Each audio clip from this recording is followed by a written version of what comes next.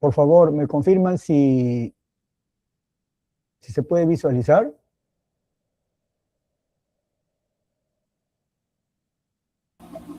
Sí, ingeniero, se logra visualizar. Ok, muchas gracias. Ok, entonces, la sesión del día de hoy tiene que ver con gestión de riesgos.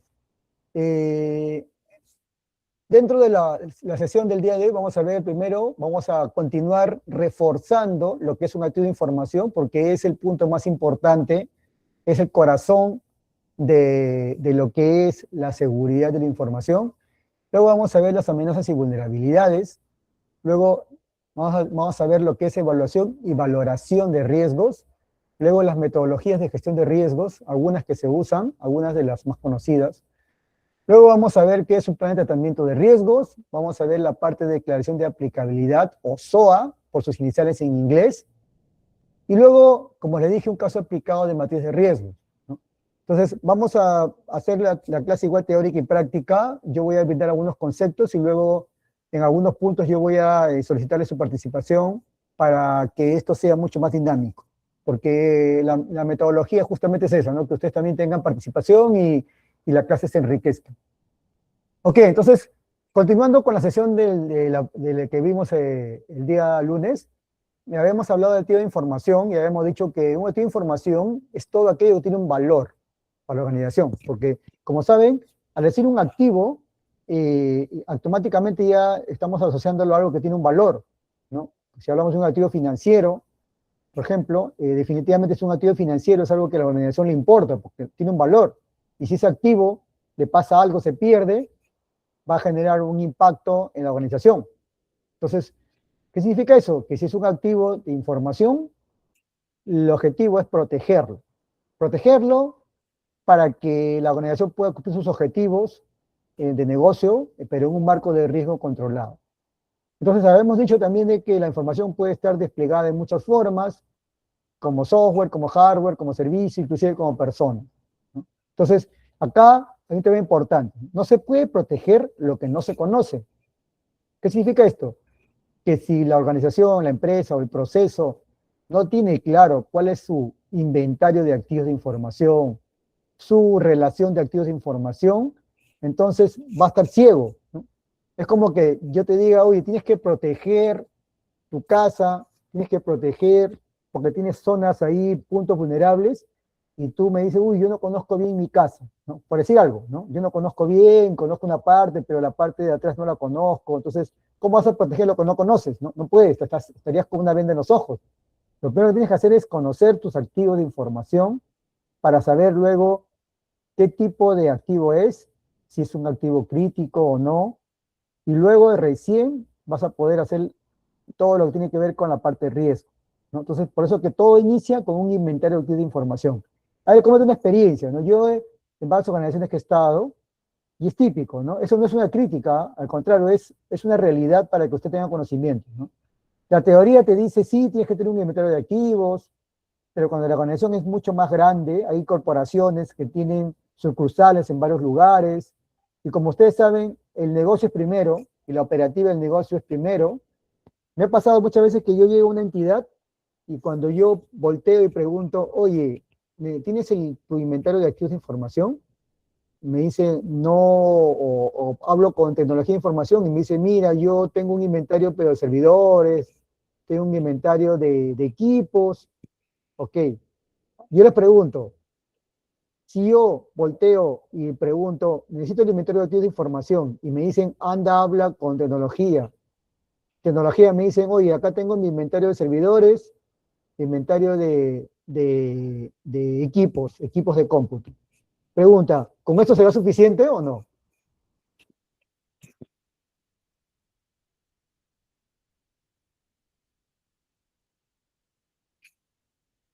¿Ustedes consideran que con eso es suficiente? Que tecnología me diga, yo tengo mi relación de servidores y de equipos, o sea, para el objetivo que yo tengo. ¿Con eso me va a cubrir mi objetivo de poder yo tener el inventario de equipos de información? ¿Ustedes consideran que sí o no, no sería suficiente?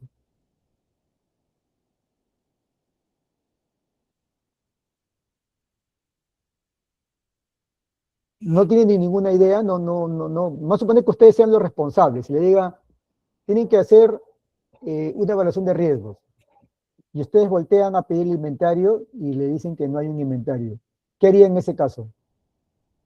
¿Cuál sería su proceder? ¿Cómo deberían proceder primero?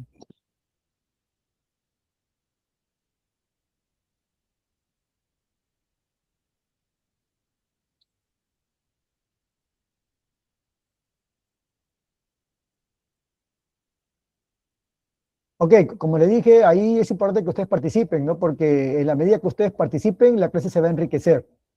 Así que igual yo prosigo, pero al final es importante que ustedes tengan esa participación para que todo sea mucho más dinámico, ¿no? Entonces, ahí el tema es, si TI solamente me da una relación de equipos, eso no me va a cubrir, porque recuerden que un activo de información también cubre aplicaciones, proveedores de pronto que manejan información, o personas, etcétera. Entonces, ese inventario, si es que me dan solamente una relación de servidores, no me serviría para mi objetivo, ¿no? Que es tener un inventario de información. Por lo tanto, aquí viene el segundo punto, ¿no?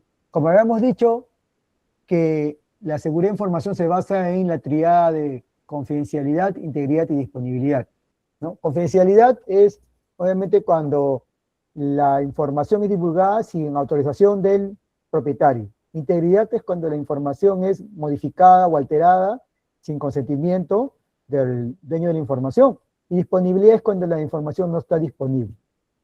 Ahora, sí me gustaría que me ayuden, ¿no? Acá tengo 4 ejemplos y ustedes me gustaría que me puedan ayudar cada ejemplo a cuál de los 3 elementos de la tríada correspondería. El primero, una tarjeta de crédito ha sido clonada. ¿A cuál cree que se relaciona? ¿A confidencialidad, integridad o disponibilidad? Confidencialidad, profesor. Confidencialidad. Ok. ¿Tienes alguna razón por la cual consideras que es confidencialidad? Porque supongo que la tarjeta de crédito ha sido guardada en una base de datos y como es privado, es más que nada la tarjeta es privada, la base de datos no por nada es confidencial más que nada por ello, porque ha sido robado desde una base de datos porque es privada. Ok, ok, ok. Gracias por tu aporte. ¿Alguien más tiene alguna idea o le gustaría participar?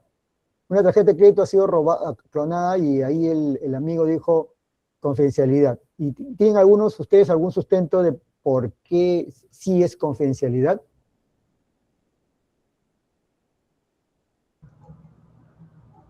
Porque simplemente la tarjeta pertenece a una única persona, cual debe disponer ciertos datos totalmente reservados, con bastante confidencialidad, que son las contraseñas y los montos de dinero que existen en la tarjeta.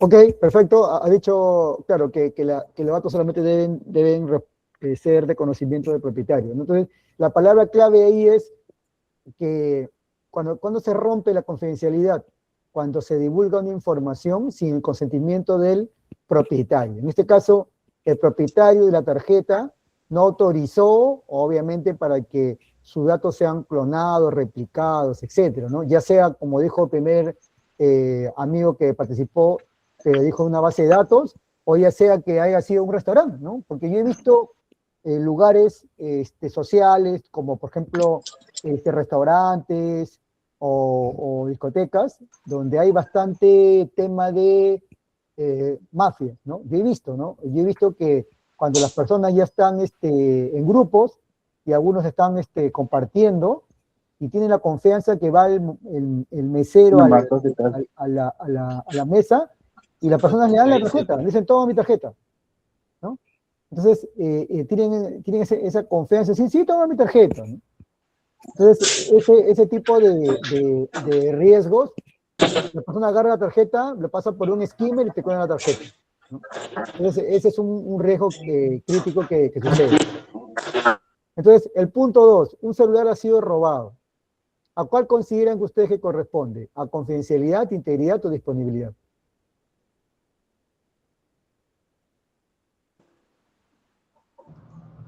Esa es la parte de disponibilidad, ¿no? Y la otra parte también, la parte de confidencialidad, porque también existen datos, ¿cierto? De la persona, por ejemplo, puede ser tener una billetera digital, puede tener los contactos, puede estar siendo robado para poder sustento de dinero, ¿no? Ok, gracias por tu participación. Sí, efectivamente, un celular robarlo corresponde a disponibilidad. ¿Por qué? La razón es sencilla, porque el principio de disponibilidad significa de que la información o el activo de información debe estar disponible en el momento que se necesita. Es decir, yo necesito mi celular en este momento y me lo han robado, o sea, no lo tengo disponible, ¿no? Entonces, ese es el principio de disponibilidad, ¿no? No tengo la información disponible en el momento que se necesita, ¿no? Entonces, en este momento, en este ejemplo del punto 2 corresponde a disponibilidad. Gracias por tu participación. En el punto 3 dice, la contraseña de un sistema ha sido modificada. ¿A cuál consideran que corresponde?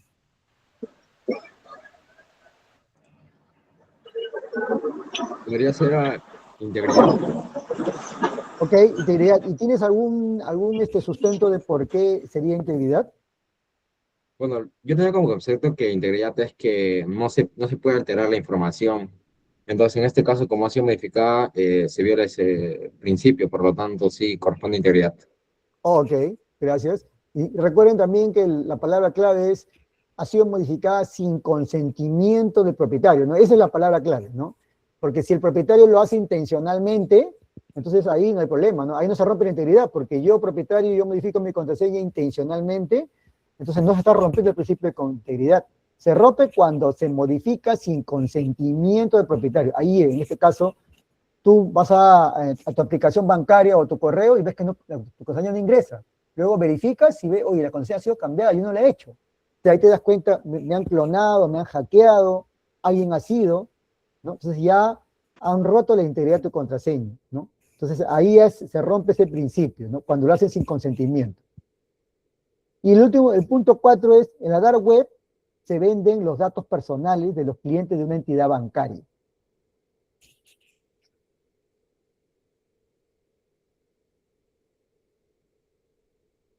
¿A cuál correspondería? ¿Confidencialidad, integridad o disponibilidad? Confidencialidad, profesor. Ok, ¿y tienes algún sustento de por qué sería confidencialidad? Porque ha sido divulgado sin consentimiento del propietario. Ok, está bien. Claro, efectivamente, ¿no? Esos datos están en un lugar no autorizado como una dark web, que como saben son lugares donde se comercializan información robada, etcétera. Y obviamente datos personales son datos críticos y están siendo divulgados, ¿no? De repente lo han robado a una empresa, etcétera, pero obviamente no había un consentimiento de por medio, ¿no? Entonces, efectivamente corresponde a confidencialidad y es un riesgo que se ve en el día a día, ¿no? Hace unos años, no sé si se enteraron, 2, 3 años, que hubo un hackeo a la base de datos de la RENIEC, ¿no? Y lo más gracioso del caso fue que la RENIEC ni siquiera lo comunicó, porque como ente del Estado y ente que regula todo lo que es la información pública de los ciudadanos, ellos no fueron los que publicaron, ¿no? Transparentemente que había habido una divulgación. Fue un tercero, una entidad que se dedica justamente al tema de seguridad. ¿Por qué? Porque en la dark web ya estaban circulando los datos. Entonces ellos al final tuvieron que sacar un comunicado, ¿no? Luego de que ya fueron, digamos, entre comillas, descubiertos o se descubrió el incidente y toda la base de datos, ¿no? Y habían datos biométricos, huellas digitales, etcétera. Entonces, con esa información, tranquilamente tú puedes agarrar y puedes clonar, ¿no? Identidades, tarjetas, etcétera, ¿no? Entonces, eso fue un tema muy crítico que pasó, si no me equivoco, hace 3, 4 años, ¿no? Entonces, esos tipos de cosas son información muy crítica, ¿no? Que pasa y son incidentes que están justamente relacionados con todo ese tema de ciberseguridad y seguridad de información.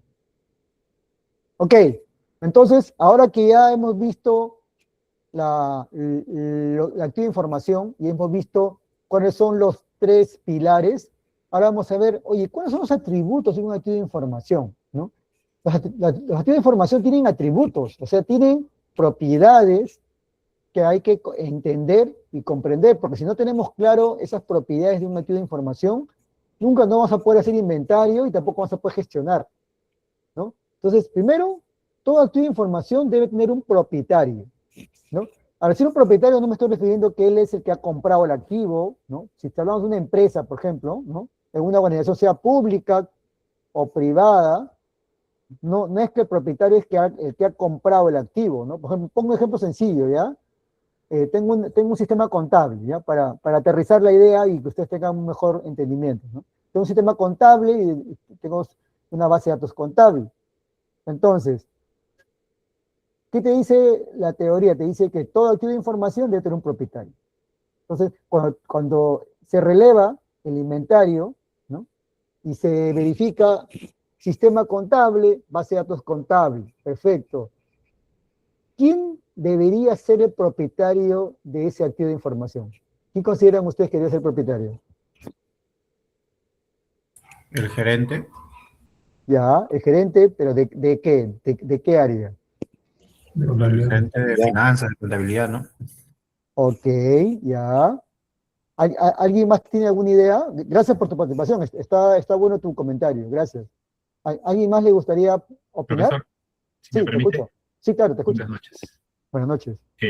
Bueno, en nuestro caso, por ejemplo, en nuestra entidad, toda la información, digamos, administrativa, como que la tenemos categorizada, ¿no? La parte, por ejemplo, contable, la parte de abastecimiento, como que tienen un subpropietario, pero en realidad el propietario por encima de ellos es el jefe o el gerente de la unidad de administración.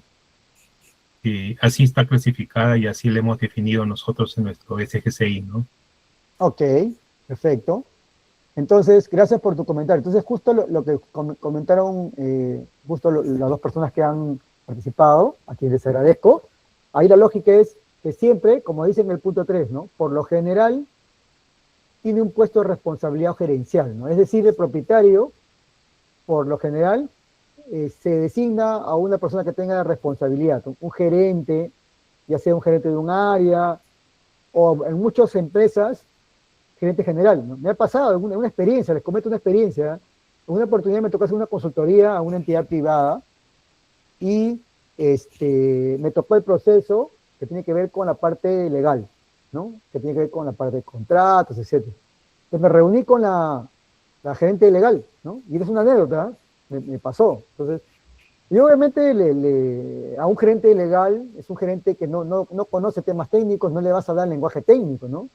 Yo le hablé el lenguaje humano, ¿no? Porque si yo le voy a hablar de que la ciberseguridad, que la confidencialidad, integridad, si le voy a hablar en un lenguaje así que no me va a entender, el peor va a ser. Entonces, yo le hablé en un lenguaje muy, muy sencillo, ¿no? Y le dije, mi objetivo es relevar acá porque tenía una relación de activos y eran contratos, ¿no? Ahí estaba, ¿no? En un proceso decía contrato X, contrato X, contrato.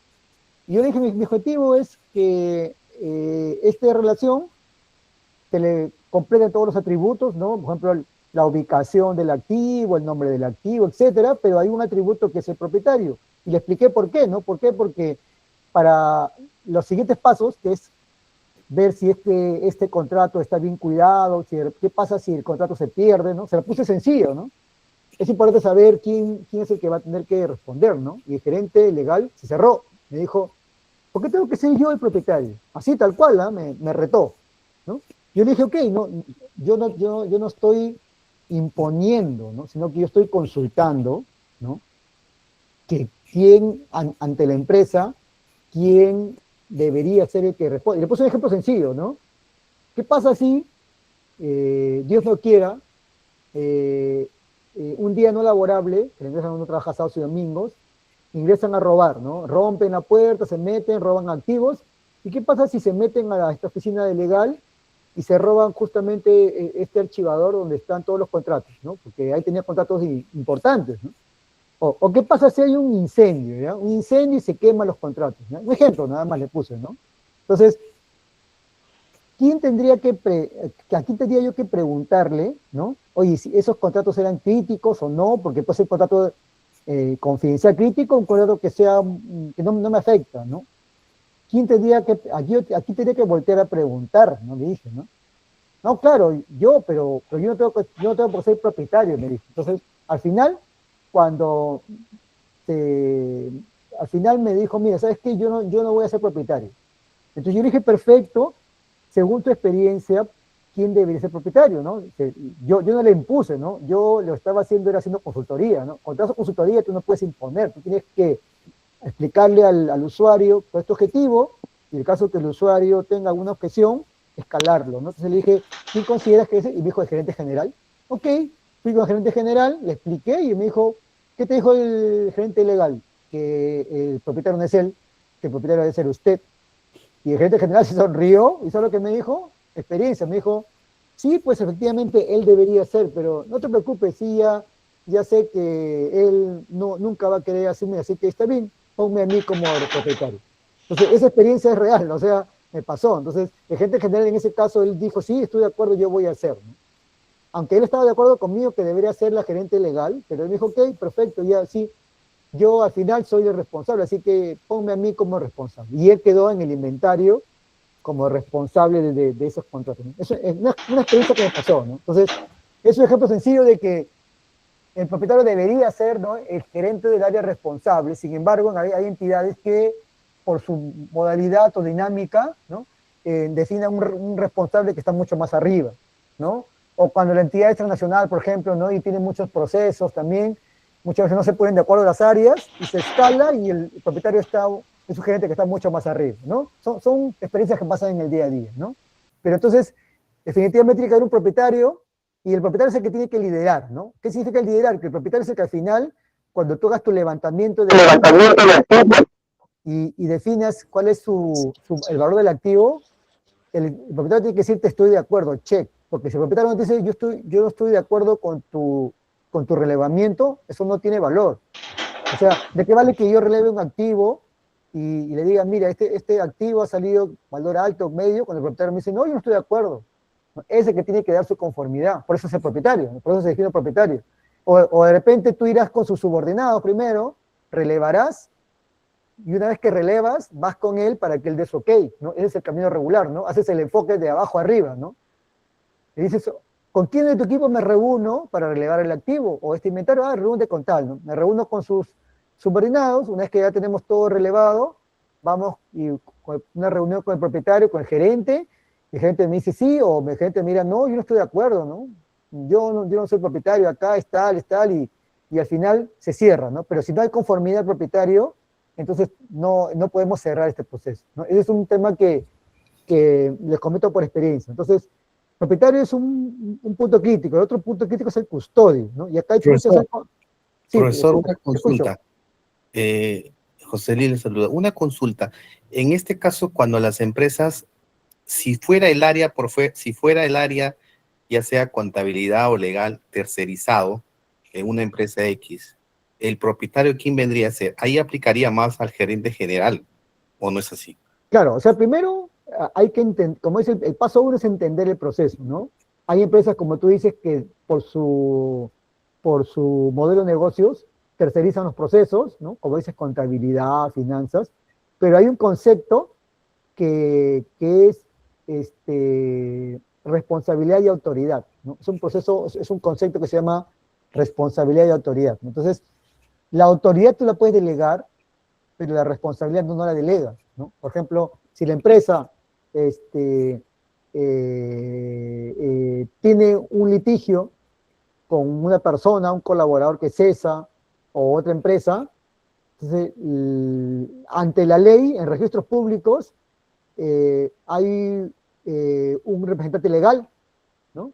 O un accionista, ¿no? Entonces, eso está en registros públicos. Entonces, ante la ley, ¿no?, hay un propietario de la empresa, ¿no? De igual manera, en este caso, hay empresas que por su dinámica manejan servicios tercerizados. Entonces, en ese caso, uno voltea con el responsable del área y pregunta, ¿no?, ¿quién debería ser el propietario?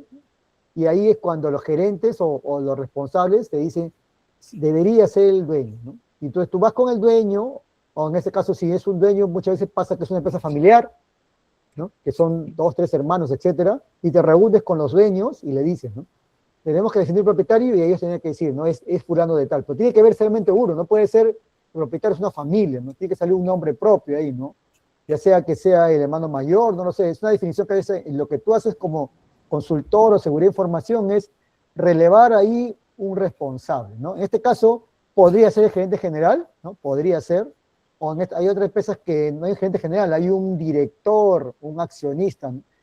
Podría ser, ¿no? Pero siempre es un cargo de responsabilidad. Una diferencia, respecto a eso, no tampoco, no tanto así, uno puede decir ya, a quién pertenece, ¿no? Lo que pasa en otras instituciones que es un poco más sólida, por ejemplo, para la parte de gestión de riesgo, ¿no? Porque los activos van a llegar a la parte de gestión de riesgo.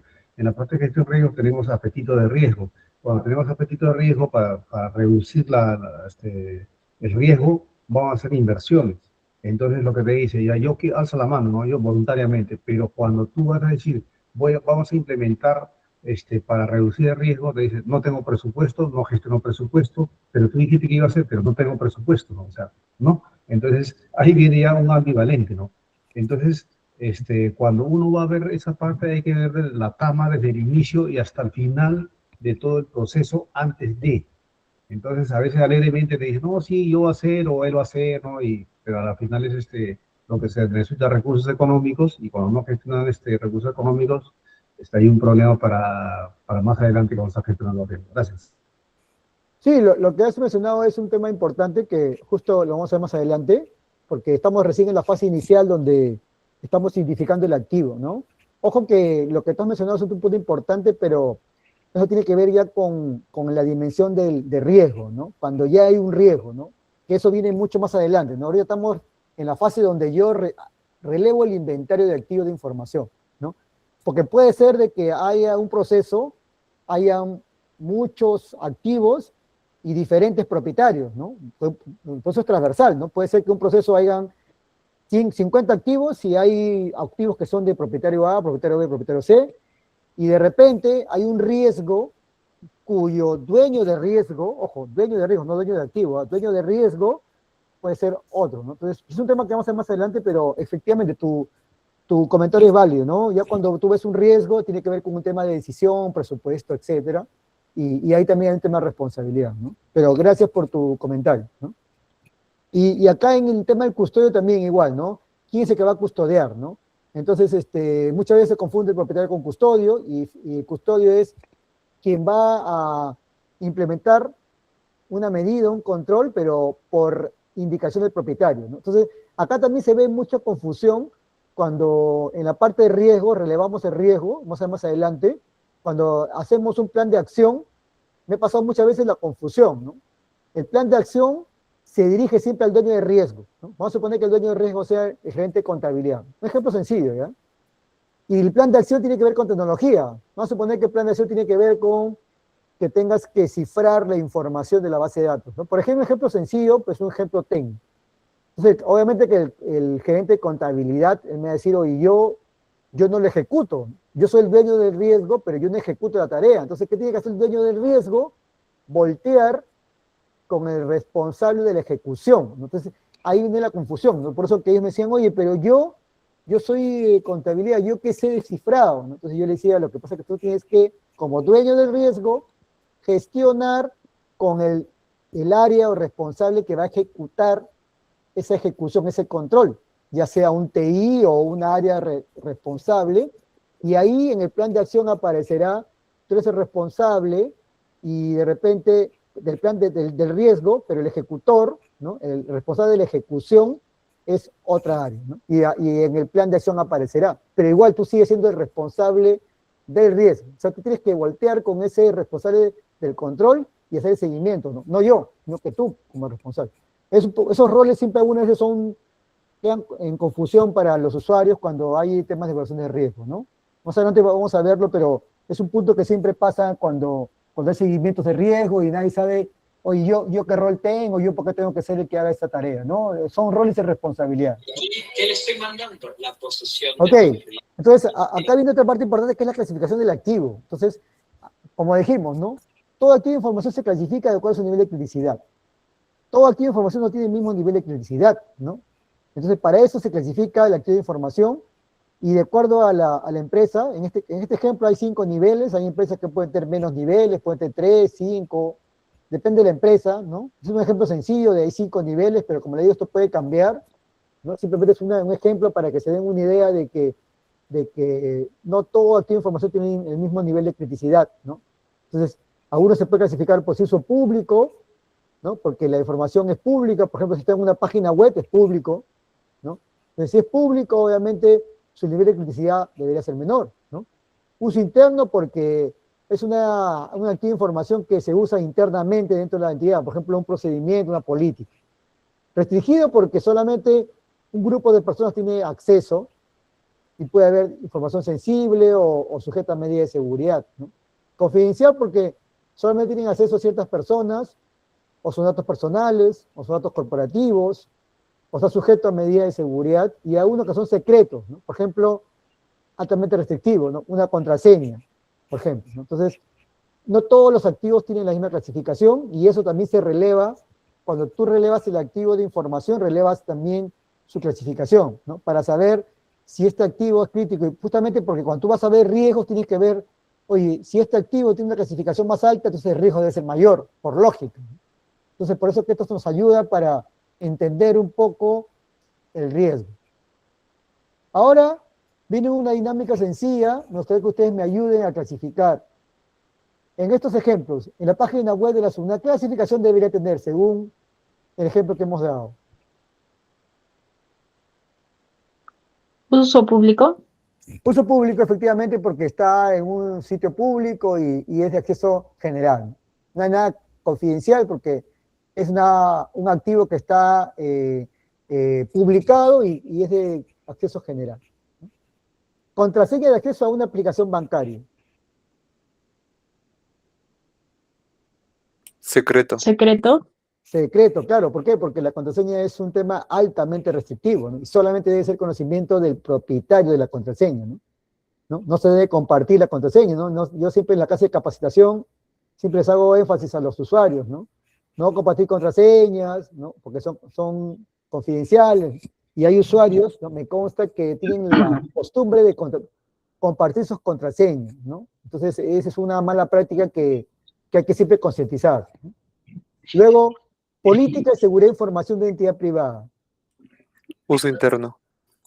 Uso interno, efectivamente, ¿no? ¿Por qué? Porque es un activo que solamente debe corresponder a la entidad, ¿no? No debería ser compartido hacia afuera, ¿no? Solamente ser compartido internamente porque solamente es de uso de la entidad, ¿ok? Entonces, esos son ejemplos sencillos de clasificación, ¿no? Para que simplemente se tengan una idea y puedan tener claridad de por qué es importante clasificar los activos de información, ¿no? Entonces, ¿hasta ahí tienen alguna consulta con clasificación de activos antes de pasar al siguiente punto? ¿Alguna duda por qué clasificar activos? ¿Por qué es importante clasificar un activo? ¿Qué gano clasificando un activo? ¿No? ¿Tienen claro en ese punto? ¿Qué valor agrega que yo clasifique un activo?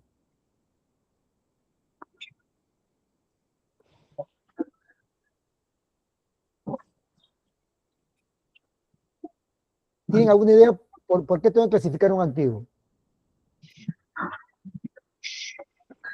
¿En qué me ayuda a clasificar un activo? Para la gestión de riesgos. Ok, para gestión de riesgo también, pero hay un tema adicional también ahí, ¿no? Lo que dices efectivamente tiene relación, pero también hay un tema adicional. Hay un tema Por eso también que está como- relacionado. Por eso como para definir el control a implementar. También tiene relación con el control, porque cuando el activo es más crítico, efectivamente, y obviamente hay un riesgo, implica que el control tiene que ser un control diseñado para cubrir la vulnerabilidad de ese activo, ¿no? Vamos a ver más adelante, pero también tiene relación con control, ¿no? Efectivamente hay una relación con control y una relación con riesgos, ¿no? Entonces, es importante ese tema de la clasificación del activo, ¿no? Entonces, luego de ver esto, vemos que la gestión de riesgos es dinámico, porque como ustedes ven, es dinámico porque hay varios actores que participan acá, ¿no? Que vamos a ver, ¿no? Hay amenazas, que son las que pueden afectar un activo de información. Esas amenazas pueden aprovechar, ¿qué? Vulnerabilidades, ¿no? Y esas vulnerabilidades, ¿qué hacen? Exponen un activo, ¿no? Y ¿qué generan? O aumentan un riesgo, ¿no? Y esos riesgos, obviamente, para los riesgos, tienes que definir controles, ¿no? Y esos controles, justamente lo que hacen es, te refuerzan los requisitos de seguridad, ¿no? Entonces, toda esa interacción dinámica que ustedes ven ahí, que parece sencillo, es algo que es un poco dinámico y por eso que hay que tener mucha claridad en cada uno de estos elementos que interactúan, porque el riesgo es dinámico, no es estático. ¿Por qué es dinámico? Uno, porque en el tiempo cambia, y dos, porque en función de la amenaza, la vulnerabilidad, el control, ese riesgo puede cambiar de nivel. Entonces, por eso que es dinámico, ¿no? O sea, es algo que puede ir cambiando. Y más en un escenario de seguridad de información. Por eso que en las metodologías de seguridad de información y ciberseguridad, hay metodologías que usan métodos cuantitativos, ¿no? Para cuantificar los riesgos de manera dinámica, ¿no? Porque los métodos cualitativos, en muchos casos, dependiendo de la organización, no son tan efectivos. Por eso que es algo tan dinámico ese tema de los riesgos y todos los elementos que involucran un riesgo. Entonces, ahora vamos a ver estos elementos, ¿no? Todos esos elementos que están acá los vamos a ver un poco más al detalle. Primero, los activos de información se valorizan, como dijimos, ¿no? Primero clasificamos, como hemos dicho, hemos clasificado, pero lo más importante de la fase 1, porque estamos en la fase 1 de identificación de activos, es que todo activo de información debería valorizarse, es decir, debería tener un valor, y ese valor se pone en función de criterios, ¿no? Esos criterios se ponen dentro de tu metodología de activos o de riesgos, y esos criterios te van a permitir definir el valor. Por ejemplo, como dijimos, ¿no? Una base de datos de un sistema contable, dentro de un sistema puede tener una valorización, y dentro del proceso contable puede tener otro activo, que es, por ejemplo, un reporte de gastos. Por decir un ejemplo sencillo, ¿ya? Entonces, si tú ves una base de datos contable versus un reporte, de repente tú haces tu levantamiento y de repente en tu valorización te va a salir que la base de datos tiene un valor mucho más alto que tu reporte y va a tener un valor mayor por los criterios, ¿no? Entonces, justamente, por eso es importante valorizar el activo, ¿no? Y esos son criterios que defines en tu metodología para que cada activo tenga un valor en función de ¿qué? De la confidencialidad, integridad, disponibilidad u otros criterios que tú definas, ¿no? Por lo general he visto metodologías que valorizan en función de confidencialidad, integridad, disponibilidad y le ponen un peso, pero también he visto otras entidades que aparte ponen otros criterios adicionales, ¿no? Eso está abierto, o sea, no es que haya una ley que te diga tienes que hacerlo así, ¿no? Porque recuerda que los estándares te dicen el qué, pero no te dicen el cómo. O sea, cualquier estándar, sea una ISO, una NIS, cualquier estándar internacional te va a decir siempre el qué, pero nunca te dice el cómo. Entonces tú tienes la flexibilidad de ejecutar el cómo en función de tu realidad, ¿no? Y para eso tú puedes valerte de diferentes estándares, herramientas, para que ese qué se convierta en un cómo en función de tu realidad, ¿no? O sea, ahí nadie te podrá decir, ¿por qué has usado eso, no? Te dice, haz el qué, pero el cómo ya tú tienes que adecuarlo a tu realidad, ¿no? Entonces, por eso que ahí viene tu metodología y tus criterios. Entonces, acá vienen dos temas importantes que hemos tocado, y es un tema que tenemos que tener bien claro, una amenaza y una vulnerabilidad, ¿no? Entonces, la amenaza puede generar una causa potencial de un incidente, ¿no? No deseado, ¿no? O sea, puede generar un activo, ¿no? Y la vulnerabilidad es una debilidad, ¿no? Una habilidad de un activo, de un control que puede ser explotada. Pero acá hay una parte importante, ¿no? La amenaza aprovecha una vulnerabilidad del activo e impacta en el activo. Entonces acá viene un concepto importante, y yo recuerdo cuando la primera vez que yo inicié en el tema de ciberseguridad, una de las personas que era el que me formaba, ¿no? Y hacía siempre me invitaba a sus capacitaciones, ¿no? Yo recién iniciaba y él me decía, asiste para que veas. Entonces yo iba a las capacitaciones que él hacía a empresas, porque era consultor, y él iba a empresas a capacitar. Y yo recuerdo mucho siempre cuando él hacía sus capacitaciones, y hacía un ejemplo bien sencillo, ¿no? Decía, ok, entonces vamos a suponer de que tú sales, ¿no? Tú estás en una reunión, ¿no? Lejos de tu casa, ¿no? Entonces estás en una reunión lejos de tu casa, estás con amigos, ¿no? Y luego, ya es una hora de la noche, de repente un poco tarde, ya no hay transporte público, entonces tú dices, ok, me voy a retirar, entonces has estado toda la noche ahí con tus amigos, compartiendo, sales, y resulta que has estado toda la tarde fuera de la casa y tu celular se quedó sin batería. Entonces, tú ibas a pedir un taxi por aplicativo, y resulta que te quedas sin batería justo y se apagó el celular y no tienes tu aplicación y tampoco tienes cerca a un amigo porque estás solo. Entonces, no tienes un amigo, y préstame tu celular, y estás en la calle, y da la casualidad que justo es hora de madrugada y en esa zona es peligrosa, ¿no? Entonces, justo estás sin celular, estás en una zona peligrosa, no tienes aplicativo, tienes que comenzar a parar taxis, ¿no? Así, ¿no? Pero no de mano, ¿no? Taxi, taxi, y justo por ahí aparecen unas personas, amigos de lo ajeno, que te ven y dicen, uy, mira, solo de madrugada, no tiene celular para llamar, y se acercan hacia ti. Entonces, en ese ejemplo sencillo, que es del día a día de la vida real, porque ahí no hay nada técnico, esa persona que está ahí en una hora avanzada de la noche, de madrugada, sin celular, sin seguridad, porque está solo, ¿no? No tiene cómo protegerse, encima está ya alegre porque está en una reunión, está compartiendo, etcétera, ¿no? Es vulnerable porque no tiene un control, o sea, no tiene un arma de fuego, no tiene una seguridad a su costado, está en la calle, está solo, no tiene cómo protegerse, y está en un lugar que no conoce, en un lugar que no tiene vecinos cerca, y encima horas de madrugada de la noche, ¿no? Entonces es una vulnerabilidad. Y esas personas que son los amigos de lo ajeno, que están justamente caminando por ahí, son la amenaza porque justamente aprovechan o pueden aprovechar esa vulnerabilidad de la persona para aprovecharse y robar, ¿no? Pero acá hay un tema importante, ¿no? La vulnerabilidad puede existir, ¿no?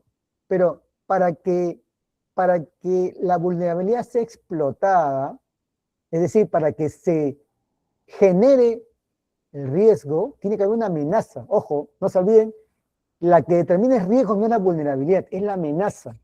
O sea, puede haber una vulnerabilidad, tú puedes estar parado ahí, pero si en la zona que tú estás no es una zona peligrosa, es una zona tranquila, o de repente estamos en un país que entre comillas es un país que es un paraíso, ¿no? Yo sé que hay países como Finlandia y no recuerdo otros donde hay casi un 99.99% de seguridad, ¿no? O sea, que casi nunca, la estadística te dice que casi nunca hay ni siquiera un robo, ¿no? O sea, digamos que es una tasa alta de seguridad ciudadana, digamos que casi no existe una amenaza, ¿no?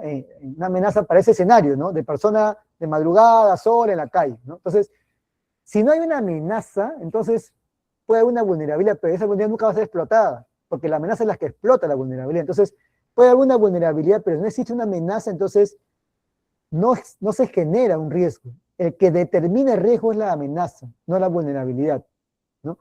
Y para que la amenaza explote una vulnerabilidad, cuando la explota es justamente cuando se genera el impacto, ¿no? Impacto es cuando la amenaza se materializa, ¿no? El riesgo es antes que se materialice, ¿no? Pero para que haya un riesgo tiene que haber sí o sí una amenaza, ¿no? No basta con que haya una vulnerabilidad, tiene que haber una amenaza. La amenaza es el elemento activo para que se configure un riesgo, ¿ok? Entonces, ese es un tema importante que tiene que tener en consideración, ¿no? La amenaza es la que determina el riesgo, no la vulnerabilidad. Entonces, ese es un punto importante que tienen que tener en consideración y tienen que tenerlo presente porque en un concepto de riesgo siempre la amenaza es el elemento activo el que va a configurar el escenario de riesgo. ¿Tienen alguna duda con ese punto? ¿Alguna consulta con ese punto?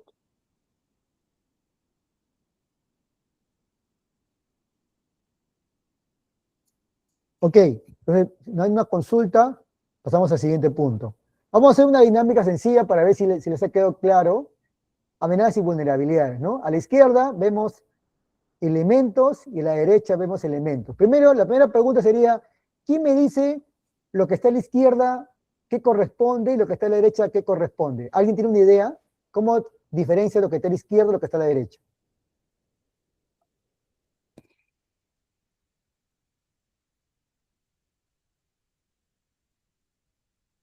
Lo que está a la izquierda es una amenaza, lo que está a la derecha es una vulnerabilidad. Ok, ya. Gracias por tu aporte. ¿Alguien más tiene alguna idea que le gustaría participar? ¿Está de acuerdo con lo que expresó el amigo que acaba de comentar? ¿O tiene una opinión diferente? Profesor, si me permite. Sí, claro, como no, adelante. Sí, Claro, bueno, en mi caso también opino de que lo que está al lado izquierdo es la amenaza, que al final es el evento que puede causar un daño, ¿no? Y la vulnerabilidad es la debilidad que justamente esa amenaza va a aprovechar, que está al lado derecho. Ok, perfecto. Entonces ahí estamos de acuerdo, ¿no? Lo que está a la izquierda es una amenaza que, como dijimos, es el elemento activo, es el que determina el riesgo, porque recordemos que la amenaza es el que determina el riesgo, y la vulnerabilidad es justamente esa debilidad que es parte de un activo, ¿no? Es inherente a un activo, y esa vulnerabilidad es la que puede ser explotada por una amenaza. Escuché como que alguien escribió, a ver, Profesor, ataque de phishing personal sí, sin capacitación en seguridad. Escuché que ahí Kevin Villafuerte ha comentado. Sí, ¿tenías algún comentario? Te escucho. profesor, sí, bueno, acotando lo que dicen los compañeros, la parte derecha podría decir que serían controles preventivos que se tendría que hacer, ¿no? A ver si te entiendo. O sea, según tu criterio, lo que está a la Sí, derecha, claro, ¿para ti es tendría un, que, para ti es un control o...? o sea, sería un control preventivo para cada uno de ellos, pues, ¿no? Por ejemplo, ahí dice falta de cifrado, tendría que verse ese tema, y así los que le siguen, ¿no? Ok, Podría llamarse. ok, gracias por tu comentario. Ahí aprovecho para hacer un reforzamiento y es bueno justamente escuchar sus comentarios porque eso me permite a mí también poder ahondar o reforzar, ¿no? Profe, ahí sería la pareja que tú dices, el robo de laptop podría ser, iría con la B, ¿no? Por ejemplo, el falta de cifrado de disco, ¿no? Para que no puedan ingresar a vulnerar la información, ¿no?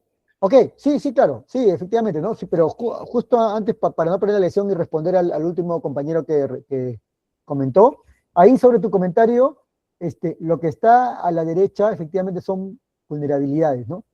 ¿Cómo identificas una vulnerabilidad? Porque es una falta o una ausencia de, ¿no? O una debilidad, ¿no? Una vulnerabilidad es una debilidad o una falta o una ausencia de, ¿no? Como dice, falta de, ausencia de, ¿no? Y el control es otro elemento, un tercer elemento que no está en esta foto, por si acaso. El control es un elemento aparte que no está acá. El control viene a ser después, ¿no? El control es ya cómo tú vas a mitigar la vulnerabilidad, ¿no? Pero solo para estar claros, ¿ya? Lo que está a la derecha son vulnerabilidades, ¿no? No son controles, y los controles serían los que entrarían a mitigar, ¿no?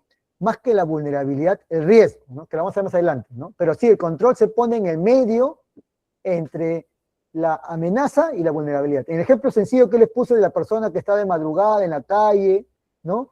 Esa sería una vulnerabilidad. La amenaza serían los ladrones. Y un control sería que justo en ese momento aparece un carro patrullero, ¿no? Aparece un carro patrullero de madrugada y te ve ahí y te ve que le están robando y viene y se para y te ayuda, ¿no? Ese sería el control, ¿no? El control se pone en el medio entre la amenaza y la vulnerabilidad. Recuerden eso, siempre el control va a estar en el medio. ¿En el medio para qué? Para mitigar el ataque de la amenaza y proteger la vulnerabilidad, ¿no? Siempre es un caparazón que está en el medio del control, ¿no? Para estar todos claros en ese concepto y estamos alineados. Entonces, todo quedó claro ese concepto, ¿verdad? Lo que está a la izquierda es amenaza, lo que está a la derecha es vulnerabilidad y acá no hay ningún control. Estamos de acuerdo ahí, ¿verdad? No hay ninguna duda en ese punto, ¿verdad?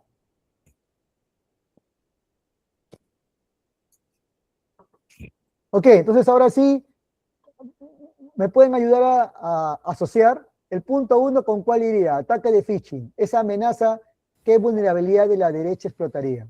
Con la A. O sea, Ah, ataque de phishing explotaría personal sin capacidad de seguridad, ¿ok? La amenaza 2, robo del laptop, acá vulnerabilidad explotaría, con la B, falta de cifrado de disco, ¿ok? La amenaza 3, corte de energía eléctrica, corte eléctrico prolongado. con la C, Sin planta eléctrica de respaldo. ¿Ok? La amenaza 3 explotaría la vulnerabilidad C, sin planta eléctrica de respaldo. Y la amenaza 4 Sí, con la D. empleado descontento con privilegio de acceso excesivo. ¿Ok? ¿Estamos todos de acuerdo ahí en esa relación amenaza-vulnerabilidad o alguno tiene una opinión diferente?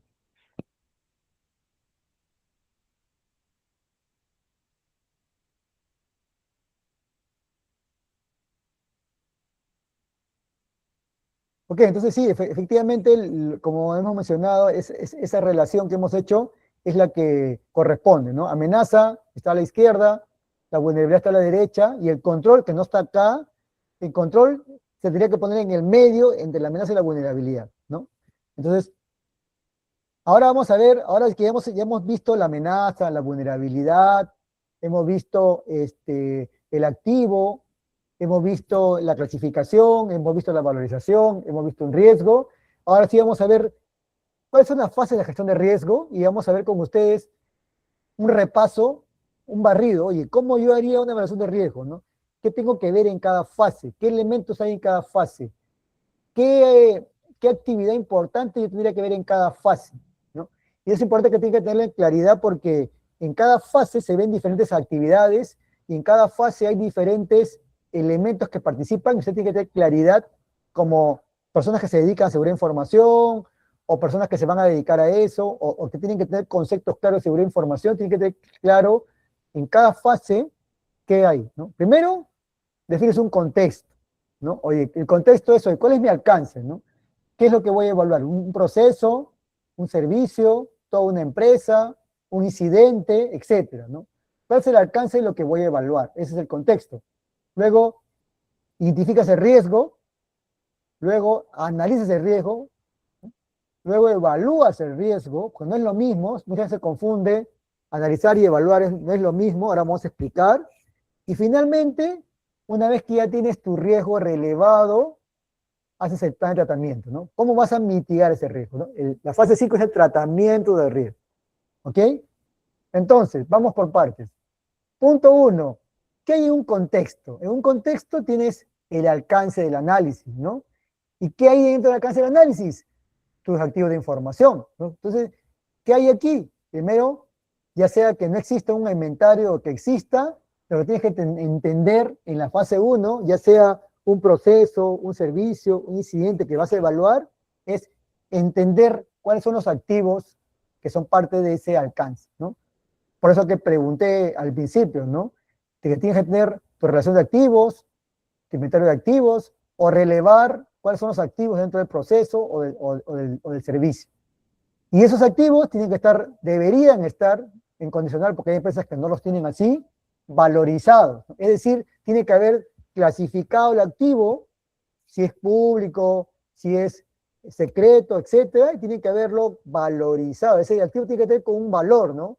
Alto, medio, bajo, etcétera, ¿no? Debería estar valorizado. Digo debería porque, como le digo, no todas las empresas he visto que lo valorizan o no tienen actualizado su inventario.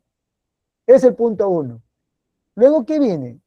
Luego me voy a mi fase de identificación de riesgo. Acá es recién cuando yo identifico esos actores, ¿no? La amenaza, la vulnerabilidad y el impacto o consecuencia. Recién acá en la identificación de riesgos es cuando yo identifico, oye, ¿cuál es la amenaza, ¿no? Ahí es cuando dijimos, oye, ¿qué amenaza puede explotar este activo, ¿no? ¿Qué vulnerabilidad tiene este activo que la amenaza puede explotar, ¿no?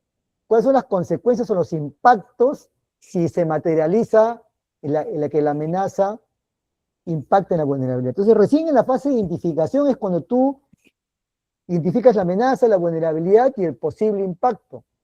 Entonces, sigues avanzando y acá en la fase de análisis aparecen dos conceptos que son clásicos en un riesgo, ¿no? Que es la probabilidad y el impacto, ¿no? Entonces, esos dos elementos son los que determinan o forman, ¿no?, el riesgo. La probabilidad, por lo general, según las metodologías, está asociado a frecuencias, ¿no? Oye, en el pasado has tenido un ataque, en el pasado has sido vulnerado, ¿no? Tienes un registro, te ha pasado frecuentemente, es la primera vez que te pasa, etcétera, etcétera, ¿no? Son criterios, ¿no? Y el impacto está asociado justamente a tu realidad, ¿no? Por ejemplo, hay empresas que el impacto lo valorizan numéricamente en dinero, ¿no? Por ejemplo, de $500,000 hacia arriba, para mí es crítico, de $300,000 para abajo es alto, menos de $100,000 es medio, y de 100,000 para abajo es bajo. Por ejemplo, ¿no? Cada empresa ya lo valoriza en función de su realidad, ¿no? Eso ya, por eso dije que el cómo es un tema cómo cada empresa lo va a determinar en tu metodología, ¿no? Y el cómo, tú tienes libertad, ¿no? El qué, la metodología te dice, tienes que hacer gestión de riesgos y tienes que definir tu metodología, pero el cómo, tú tienes la libertad de definir tus criterios, etcétera, ¿no? En función a tu realidad. Entonces, luego de la análisis de riesgos viene el riesgo inherente. ¿Qué es el riesgo inherente? Es el riesgo sin considerar controles, ¿no? Entonces, acá tú estás viendo el riesgo en bruto, es decir, acá estás viendo un riesgo, pero no estás viendo el control todavía, el control viene más adelante. Acá siempre estás viendo, oye, sí, efectivamente, si tengo una base de datos contable, ¿no? Y esa base de datos contable la tengo en la nube, ¿no? Y esa base de datos contable no está cifrada, entonces puedo sufrir un ataque, ¿no? Y como la base de datos no está cifrada, me pueden vulnerar la información. Ahí no he visto ningún control, como ustedes ven, ¿no? Simplemente he visto que la base de datos contable, que es el activo, está en la nube y que esa base de datos contable, obviamente, no tiene cifrado, pero yo no estoy todavía evaluando un control, o sea, no estoy todavía evaluando si existe un control, sino estoy analizando en frío, ¿no? O sea, todavía no he visto, oye, sí, de repente hay 1, 2, 5 controles, todavía no he analizado eso, recién en el inherente levanto el riesgo sin control. Pero luego, cuando yo ya determino los niveles de riesgo inherente, acá me saldrá, pues, ¿no? Nivel alto, medio, crítico, bajo, ¿no? En el inherente sin control, ¿no? Me saldrá un nivel de riesgo. Luego, esos niveles de riesgo yo lo defino en función de mi metodología, ¿no? Me saldrá 4 niveles o 5 según tu mapa de calor, como tú los clasifiques. En este ejemplo hemos puesto 4 niveles, ¿no? En el caso de ustedes pueden tener más niveles, ¿no? Acá hay crítico, alto, medio y bajo, hay empresas que tienen 5 niveles, etcétera, ¿no? Es un tema ya de cómo cada empresa lo quiere manejar. Y luego vienen ya recién los controles, ¿no? Una vez que yo digo, oye, que ahora sí quiero ver qué controles tengo, ¿no? De pronto, la empresa me dirá, yo tengo backups de mi información, probablemente, o probablemente me dirán, yo tengo réplica de esa base de datos en caliente, lo tengo replicado en una base de datos alterna. Entonces, esos controles que yo evalúo recién acá, yo tengo que evaluar el diseño del control, es decir, cómo ha sido diseñado el control, es un criterio. Luego de esa evaluación del control, recién me bota el riesgo residual, ¿no? Es decir, el riesgo inherente sin control. Luego viene el control, que es el que se pone en el medio entre justamente la amenaza y la vulnerabilidad, y ese riesgo inherente debería bajar, ¿no? Debería, digo, porque si el control no es efectivo, según tu evaluación, el riesgo residual puede ser igual, pero en un escenario óptimo, ese control debería permitirte disminuir el inherente al residual. Por ejemplo, si inherente era crítico en rojo, y tú aplicas un control, te puede bajar a alto, o a medio, o a bajo, ¿no? Si es que el control es efectivo, ¿no? Pero si el control es efectivo, no te va a mitigar el riesgo y el residual va a ser igual que el inherente. O sea, en el inherente era crítico y en el residual es crítico. Si el control no me ha servido de nada, es un control que no tiene fortaleza, no es sólido, no es consistente, no me mitiga el riesgo. Y luego de eso, de que yo ya tengo mi riesgo residual, recién viene cuando yo evalúo el riesgo, y acá defino justamente, en función a lo que hace un momento uno de los amigos comentó, ¿no? El apetito del riesgo, mencionó esa palabrita apetito, ¿no? Entonces, ese apetito de riesgo es qué tanto está dispuesta la entidad a aceptar para cumplir sus objetivos de negocio, ¿no? O sea, qué tanto yo estoy dispuesto a sacrificar, yo como negocio, para cumplir mi objetivo, ¿no? De repente hay empresas que dirán, para mí, yo puedo convivir un riesgo de nivel bajo o medio, ¿no? Pero yo no voy a aceptar un riesgo alto o crítico, ¿no? Ese apetito lo define cada empresa, ¿no? Hay empresas que de repente su apetito dice, no, yo solamente voy a aceptar o voy a aceptar bajo, medio y alto, lo voy a aceptar porque para mí no me afectan, pero los críticos, sí, eso sí no lo voy a aceptar, esos están fuera de mi apetito. Mi apetito va hasta alto y crítico está fuera de mi apetito.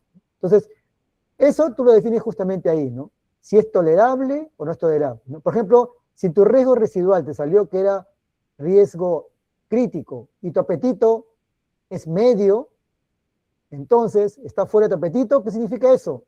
Que no es tolerable, ¿no?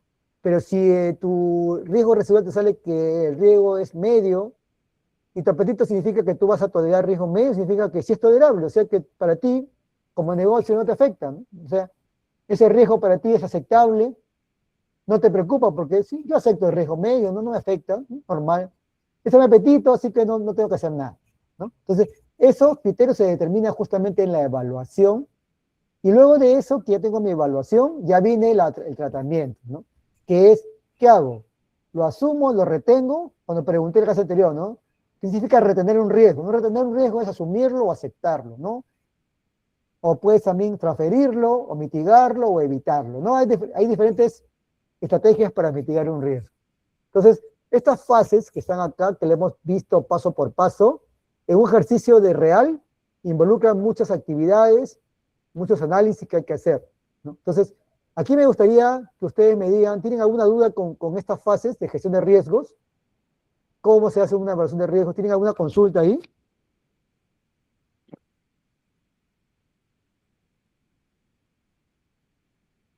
Sí, profe, en riesgo residual, ¿cómo lo mides o cómo lo generan acá para que te salga esa información, por ejemplo, tolerable, no tolerable, identificar la prioridad?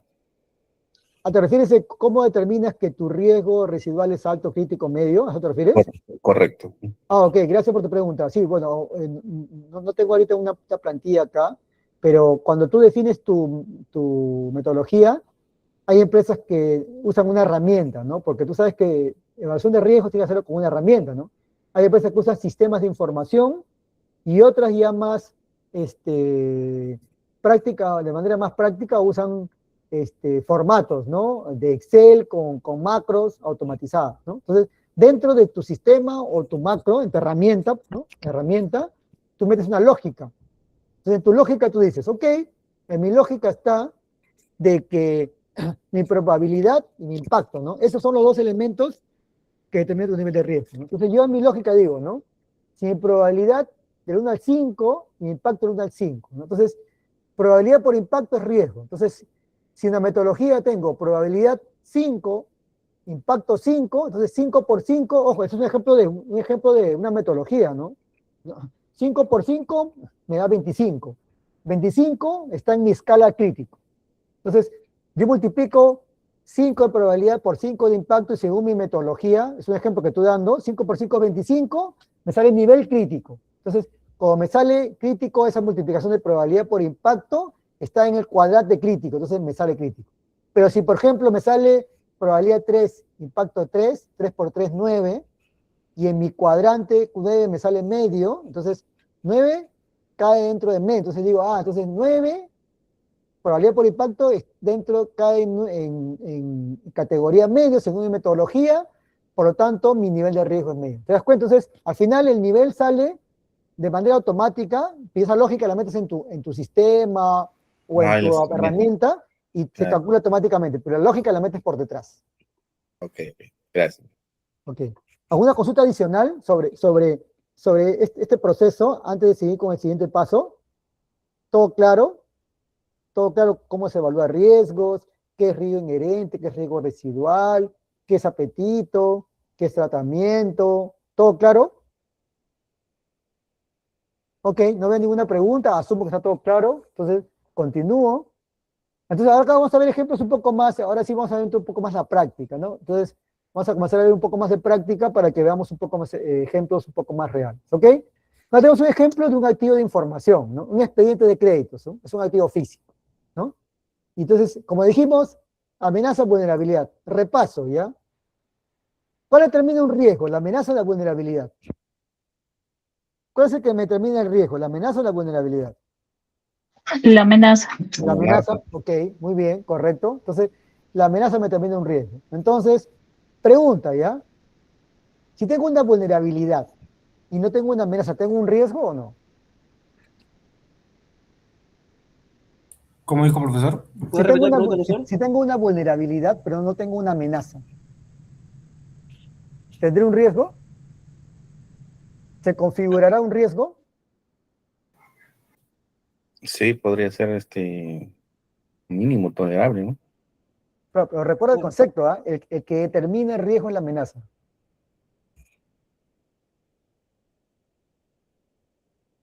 Por eso digo, o La, sea, pre- la pregunta, ¿cuál era, profesor? si tengo una vulnerabilidad, pero no existe una amenaza, ¿existirá riesgo? ¿Se configurará un riesgo? Entendería que no, porque justo como usted dice, el que determina el riesgo es la amenaza. Claro, Exacto, la claro. amenaza no es el factor crítico. Claro, o sea, la amenaza es el factor activo que determina el riesgo. No es factor crítico, no es el factor que determina el riesgo, es el que gatilla que existe un riesgo. Por eso decimos que es el que determina el riesgo, ¿no? Ok, entonces, ahora que ya tenemos claro ese concepto, vayamos al ejemplo, ¿no? Amenaza, fuego. Amenaza, robo o pérdida, ¿no? Como ves, acá hay otro concepto más, ¿no? Un activo de información puede tener una o más amenazas. Ojo, un solo activo de información puede tener una o X amenazas, ¿no? 10, 15, 50 amenazas. Un solo activo puede tener una o más amenazas. Esa es una lógica que tiene que tener claro, ¿no? Siempre un activo puede tener una o más amenazas, no solamente una, ¿no? Una o más amenazas. En este ejemplo sencillo hay 2 amenazas, ¿no? Puede haber muchas más, pero solamente para que ustedes tengan claro de que un solo activo de información puede tener una o más amenazas, ¿ok? Y ahora veamos unas vulnerabilidades, ¿no? Amenaza fuego, vulnerabilidad, ausencia de distintos. Recuerda que la vulnerabilidad la identificamos como ausencia o falta, ¿no? O debilidad, ¿no? ¿Cómo identificas una vulnerabilidad? Ausencia, falta, debilidad, etcétera, ¿no? Una forma sencilla de identificar una vulnerabilidad, ¿ok? Y otra vulnerabilidad, falta de procedimientos de control de expedientes, ¿no? Entonces, como vemos, amenaza fuego puede explotar vulnerabilidad, ausencia de extintores, ¿no? Amenaza, robo o pérdida puede explotar la vulnerabilidad, falta de procedimiento de control de expedientes. Acá viene la pregunta para ustedes, ¿ya? Pregunta, ¿ya? Vamos a suponer que ustedes son los expertos en seguridad de información y están haciendo gestión de riesgo, ¿ya? Estamos hablando del proceso de crédito de una entidad financiera, ¿ok? Entonces ustedes van, a ver, señores, quiero ver tu inventario de activos. Sí, sí, mi inventario de activos, mi expediente de crédito. Ah, perfecto. Ustedes como expertos comienzan a levantar. Este es un expediente físico, ok, puede haber fuego, se lo pueden robar, ¿ya? Perfecto. Pregunta, ¿ya? Vamos a suponer de que tú ves que una amenaza es robo o pérdida, ¿ya? Y ves que hay una debilidad, que no hay extintores. Pregunta, ¿ya? ¿Esa amenaza, robo o pérdida puede explotar ausencia de extintores o no?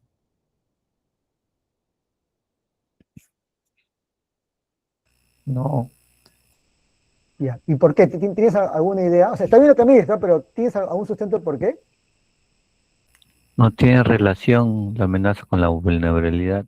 Claro, porque esa amenaza no puede explotar esa vulnerabilidad, ¿no? Porque robo o pérdida, aunque haces extintores, no la explota, ¿no? Pero robo o pérdida sí puede explotar cuando hay una falta de procedimientos de control, ¿no? Entonces, esa amenaza sí se puede materializar en esa vulnerabilidad. Entonces, ¿qué significa esto?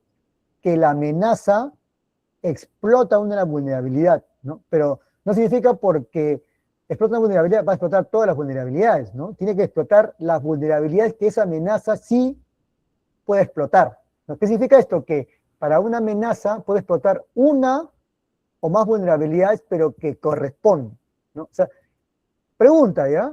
¿Alguno de ustedes me podría dar para esas amenazas, ya fuego, otra vulnerabilidad aparte de ausencia de extintores que puede explotar esa vulnerabilidad fuego? Otra vulnerabilidad para fuego. Profesor, la vulnerabilidad en caso de fuego también no sería que no haya personas capacitadas para usar los extintores. Ok, también, ¿no? Ahí sería ausencia de capacitación del personal, sería la vulnerabilidad, ¿verdad? Y sí, es correcto, sería una vulnerabilidad adicional. Sería extintores en buen estado también, ¿no? Recuerda que la vulnerabilidad se identifica con la palabra clave ausencia, falta o debilidad. Profesor, podría ser la falta de digitalización de documentos. Puede ser, ok, claro, falta de digitalización de documento, ok, exacto, ¿no? Y para robo o pérdida, ¿qué otra vulnerabilidad podrían listarme?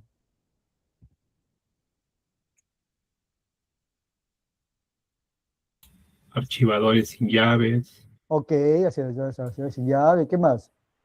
Cifrado, archivos sin cifrar. Ojo que es un expediente físico, ¿ah? Falta de control de acceso. Ok, sí, falta control de acceso, efectivamente. ¿Se dan cuenta? Entonces ahí se dan cuenta cómo una amenaza, ahorita es un ejercicio sencillo, ustedes ya han sacado como 3 vulnerabilidades, ¿no? Entonces cuando ustedes hagan un escenario real de riesgos, ustedes van a comenzar a levantar una o más amenazas y van a ver que esas una o más amenazas pueden explotar una o más vulnerabilidades. Entonces la conclusión es que un solo activo de información, porque en este ejemplo hay uno solo, puede tener una o más amenazas y esa una o más amenazas pueden explotar una o más vulnerabilidades. Entonces se dan cuenta que es un abanico que se va abriendo así, ¿no? Se va abriendo de un activo, miren, comienza a salir un abanico y pueden salir muchas más, ¿no? Dependiendo de la evaluación que ustedes hagan como especialistas, ¿no? Entonces por eso decimos que un solo activo te puede generar uno o más riesgos. Porque, como dijimos, pregunta el millón nuevamente, ¿ya? En este ejemplo, ¿cuántos riesgos hay?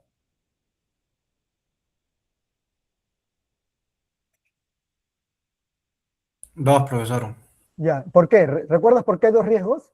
Sí, porque la amenaza determina el riesgo. Correcto, y hay 2 amenazas, por lo tanto hay 2 riesgos. Entonces, cuando tú hagas tu evaluación de riesgo, vamos a suponer que tengas solamente estas 2, al final en tu proceso, porque estamos recién en la fase de identificación, cuando llegas a tu fase final de tratamiento de riesgos, tú vas a tener planes de acción para 2 riesgos, ¿no? Vas a tener planes para 2 riesgos, ¿no? Entonces, puedes tener uno o más planes de acción igual, ¿ah? Pero vas a tener planes de acción para 2 riesgos. Entonces, en este ejemplo hay 2 riesgos, ¿no? Entonces, ¿por qué? Porque la amenaza determina el riesgo, ¿no? Entonces, efectivamente, en este ejemplo sencillo de 2 riesgos, en un ejemplo real pueden haber muchos más, ¿no? Pero eso quería que estén claro, ¿no? Que un activo de información puede ser explotado por una o más amenazas, que la amenaza determina el riesgo y que la amenaza puede explotar una o más vulnerabilidad. Entonces, para que vean que esto se puede ir abriendo como un abanico, ¿no? Un abanico y puede ser mucho más amplio. Ok, entonces, ¿todo claro hasta aquí para pasar con el siguiente punto? ¿Todo claro con este punto? Profesor, y Sí, una consulta dentro de su experiencia en el tema de gestión de riesgo. Bueno, entiendo que también el tema de identificar riesgos sobre la diferente cantidad de activos, ¿cuál ha sido su mayor cantidad de activos? Entiendo dependiendo de la empresa que usted podría comentarnos así a modo grosso. ¿A qué te refieres con la mayor experiencia? Su experiencia, digamos, en cuántos activos ha podido clasificar la información, digamos, entre una entidad, dependiendo, entiendo yo, de su magnitud, ¿no? 1.000 activos, Bueno, 2.000 activos. bueno, mira, es una buena pregunta, en verdad, y ahí la respuesta es que es variada porque depende de la casuística, ¿no? Por ejemplo, mira, cuando he hecho consultoría y me ha tocado ir a empresas a relevar, todo se termina por el alcance, ¿no? Entonces, por ejemplo, el alcance de la consultoría, por ejemplo, una oportunidad fue el proceso de atención al público, ¿no? Entonces yo, ¿qué hacía antes de yo de ir a la empresa? Pedíamos la información, ¿no? Obviamente que había un contrato, acuerdos de confidencialidad, pero lo primero que hacíamos nosotros como empresa es, antes de que yo vaya a la empresa y me reúna con los involucrados, etcétera, etcétera, etcétera, necesito que entender tu proceso. Entonces, ¿qué le pedíamos? Le pedíamos su mapa de procesos, sus procedimientos, le pedíamos sus documentos de proceso y su inventario, ¿no? Algunos no le tenían. Entonces, en ese proceso de atención al público, por ejemplo, habían como más de 50 activos. Por ejemplo, entonces, en ese ejemplo que te pongo, de un proceso, habían de 50 más. Pero me ha tocado, cuando trabajaba ya en una empresa, donde yo era el encargado de hacer toda la evaluación de riesgos por proceso. Entonces, yo tenía mi cronograma al año y yo programaba, ¿no? Enero, febrero, marzo, abril, ¿qué proceso voy a tener cada año? Presentar mi plan de trabajo. Entonces, en todo el año yo podía ver mucho más de 1.000 activos, ¿ah? O sea, a tu pregunta, ¿no? Porque nunca los he contado, pero ¿por qué? Porque la empresa era grande. Entonces, cada mes yo, por ejemplo, levantaba mínimo mínimo 3 procesos por mesa, mínimo, mínimo. Entonces, y cada proceso puede tener entre 30 a más activos. Entonces saca tu cuenta, ¿no? 30 más activos y la empresa tenía como más de 50 procesos. Entonces era una empresa grande, corporativa. Entonces en esa empresa me tocó ver como 1000 activos, por ejemplo, ¿no? Pero no fue todo de golpe, ¿no? Fue gradual, ¿no? O sea, no puedas que los vi, lo voy a ver en una semana, un mes, ¿no? Según mi plan y según el avance o el alcance, tú vas avanzando, ¿no? Es un poco así como tú vas definiendo, ¿no? Gracias. Ok, nada, entonces, es un ejemplo de análisis de riesgo, lo que hace un momento me preguntaron, es un ejemplo sencillo, ojo que esto puede variar en una metodología de una empresa X, este es un ejemplo de una empresa X, entonces, acá ven, lo dije, ¿no? La probabilidad tiene 5 niveles, el impacto 5 niveles, lo que le dije hace un momento a la amiga que me preguntó, multiplicas probabilidad por impacto en tu fórmula, y te saldrá un nivel, ¿no? De remoto con alto, medio con bajo. Esos criterios que están ahí también lo determina la empresa, esos son ejemplos nada más, ¿no? Hay empresas que pueden tener otros niveles de impactos monetarios, como ustedes ven hay impactos monetarios, pero esos son, cada empresa lo determina en función de su realidad, ¿no? O hay impactos regulatorios, reputacionales o informacionales, y tú defines criterios, ¿no? Cuando es bajo es porque hay poco impacto, cuando es crítico es porque hay un impacto alto, esos criterios los defines tú como empresa, ¿no? Eso no te lo dice una ISO, ¿no? O sea, eso lo defines tú como empresa en función a tu realidad y a tu propia experiencia, defines tu metodología y los criterios los validas con las áreas de negocio, ¿no?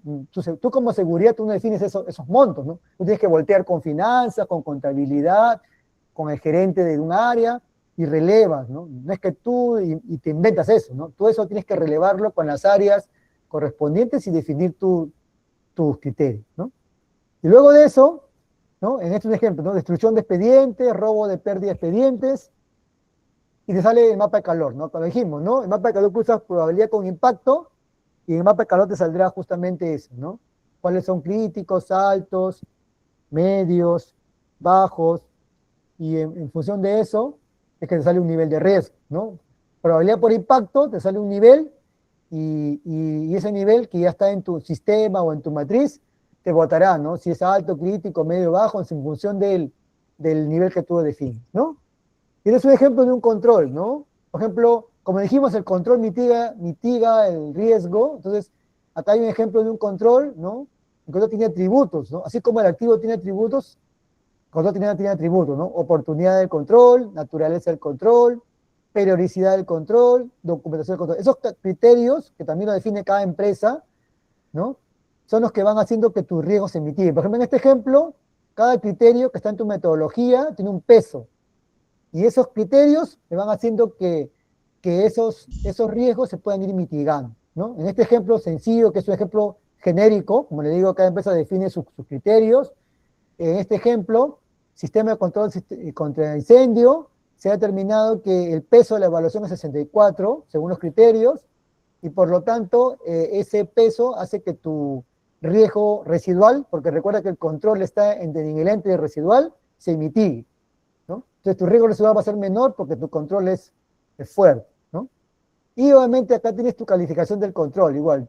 Mi control es fuerte, es moderado, débil, y me disminuye en riesgo a 2 niveles o en un nivel, según tu metodología. Es un ejemplo nada más, ¿no? Y hay un ejemplo, ¿no? El peso de la evaluación es 64, el arqueo trimestral de expediente de crédito me da 89, mi calificación débil, control débil, o mi calificación moderada. ¿Se dan cuenta? Entonces, el control también tiene una calificación, y en función de la metodología, si tu control es fuerte, te podrá mitigar el riesgo un nivel o 2 niveles, o si es débil, no te mitigará tu riesgo, ¿no? Tu inherente será igual a tu residual. O sea, tu control estará como un adorno, no te va a mitigar ningún riesgo, ¿no? Entonces, todos esos son criterios que están en una metodología, solamente se los pongo como ejemplo para que ustedes vean, ¿no? Cada empresa maneja su metodología. Es importante determinar cómo tu control está diseñado, ¿no? Entonces, riesgo residual igual probabilidad de riesgo residual por impacto de riesgo residual, ¿no? Al final el control está entre riesgo inherente y residual, ¿no? Y acá está tu mapa de calor y acá tendrás al final, ¿no? Tu mapa de riesgos, ¿no? ¿Cuáles riesgos tendrán altos? ¿Cuántos riesgos serán medios? ¿Cuántos riesgos serán bajos? Etcétera, ¿no? Por ejemplo, en este ejemplo de dos riesgos que hemos visto, de repente uno me saldrá crítico y otro me saldrá alto, ¿no? O de repente uno me saldrá alto y otro me saldrá medio, ¿no? O sea, en función de mi evaluación, ¿no? Y yo diré si es tolerable o no es tolerable para la organización, ¿no? Y allí el tratamiento de riesgo, ¿no? Si no es tolerable, entonces tengo que mitigarlo, ¿no? O transferirlo, o evitarlo, esa decisión que tienes que tomar. Y como dije, ¿no? De acuerdo al gobierno de la empresa, hay comités donde los gerentes toman decisiones, ¿no? Que recuerde que seguridad de información no toma la decisión, ¿no? La toma el negocio o la toma el comité, ¿no? Si hay que aceptar un riesgo, o lo asume el dueño del riesgo, que es un gerente, o lo asume un comité, que es un ente de retención. Seguridad de información no asume el riesgo, es un gestor. Siempre el que asume el riesgo o es una gerencia o es un comité, que es un ente de retención, como dijimos, ¿no? Depende del gobierno de cada entidad, cómo defines tu gobierno de riesgos o tu gobierno de seguridad de información, ¿no? Es un tema ya del gobierno de cada entidad, ¿no? Y el tratamiento igual, ¿no? Es un ejemplo de tratamiento, ¿no? Por ejemplo, acá es un ejemplo, tengo un riesgo crítico y acá te dice de implementación inmediata de controles mitigantes, ¿no? Y máximo 3 meses. ¿Por qué? Porque la empresa determinó que para un riesgo crítico, máximo 3 meses, ¿no? Entonces, se involucra tiempo máximo 6 meses y aprobación del plan de acción requiere revisión y aprobación del comité. ¿Ves? Se dan cuenta, en esta empresa, el comité de riesgo operacional era el que aprobaba, ¿no? Igual, para el riesgo alto, que es máximo 6 meses, si el tiempo máximo de implementación es 9 meses, igual, ¿no? Los riesgos altos los aprobaba un comité. En cambio, los riesgos medios, miren, no había que hacer nada, y el plan de la aprobación requiere aprobación del dueño. O sea, el dueño te podía aprobar ese riesgo o aceptarlo, no tenía que ir a un comité. O sea, igual el bajo, ¿no? No necesita hacer un comité. Entonces, todo esto que está acá se define en un gobierno de seguridad, un gobierno de riesgo, ¿no? Es un ejemplo nada más que les pongo para que ustedes vean, cada empresa lo maneja diferente, pero para que ustedes entiendan que el gobierno es el que define estos criterios, ¿no? Si hay un comité, no hay un comité, quién aprueba, quién no aprueba, qué nivel apruebas, todo eso se define dentro de un gobierno, ¿ok? Y este punto de declaración de aplicabilidad tiene que ver justamente con los controles, ¿no? O sea, en la norma ISO 27001 hay un anexo A donde hay una cantidad de controles. Entonces, cuando tú quieras definir un control para un riesgo, tú relevas cada control y defines si es aplicable o no es aplicable para la entidad, ¿no? Por ejemplo, ¿aplica o no aplica? Entonces, y ahí es el ejemplo que les puse, ¿no? En el caso que no aplique, como el ejemplo 7.4, monitoreo de seguridad física, dicen, ¿aplica? No. ¿Por qué? No aplica, tiene que haber una justificación, ¿no? Porque son oficinas 100% remotas, ¿no? Este es un ejemplo de una declaración de aplicabilidad, ¿no? De una entidad que trabaja 100% remota. Entonces, cuando tú fuiste a ver el control, este monitoreo de seguridad física no le aplica a esta empresa porque trabaja 100% en remoto, y acá en tu documento de aplicabilidad te aparecerá, ¿no? No aplica y sustento, ¿no? Y es un documento que se va a presentar y el auditor te lo va a revisar, ¿no? Y te dirá, ¿no? Entonces, en el anexo A hay 93 controles, ¿no? Y tú como especialista, consultor, tú vas a evaluar si los 93 controles aplican, y los que no aplican los pondrás así, ¿no? No aplican con una justificación, ¿no? Y los que aplican dirás sí, y dirás si el Estado está implementado en proceso, ¿no? Entonces, cada control marcado como no aplica requiere una justificación explícita y trazada. Esa es un poco la explicación. Entonces, antes de ir a la fase final de la actividad que tenemos que hacer, una evaluación de riesgo, me gustaría preguntar si tienen alguna duda con los puntos que hemos revisado.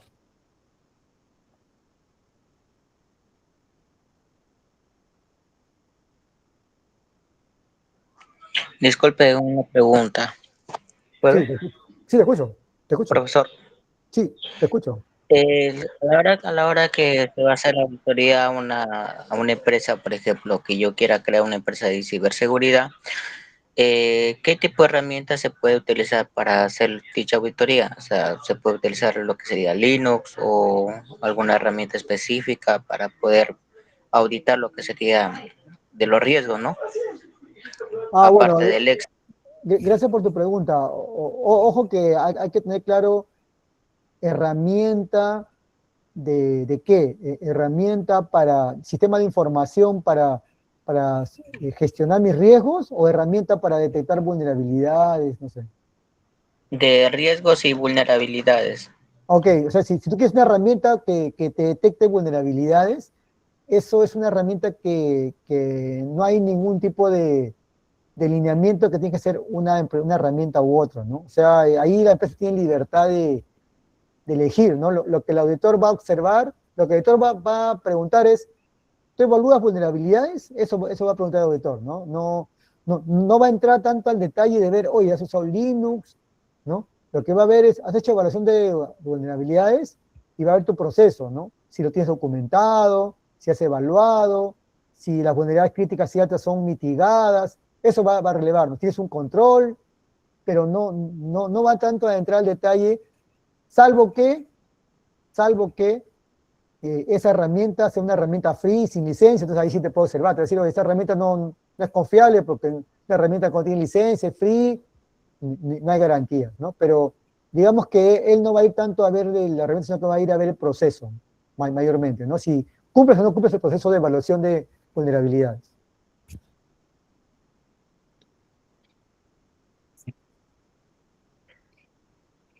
Ok, entonces, acá hay una actividad final, entonces, para cerrar la sesión podemos hacer esa actividad.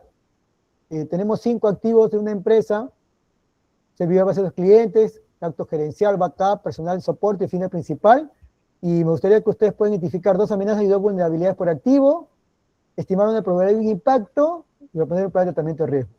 ¿Tienen alguna duda con esa actividad?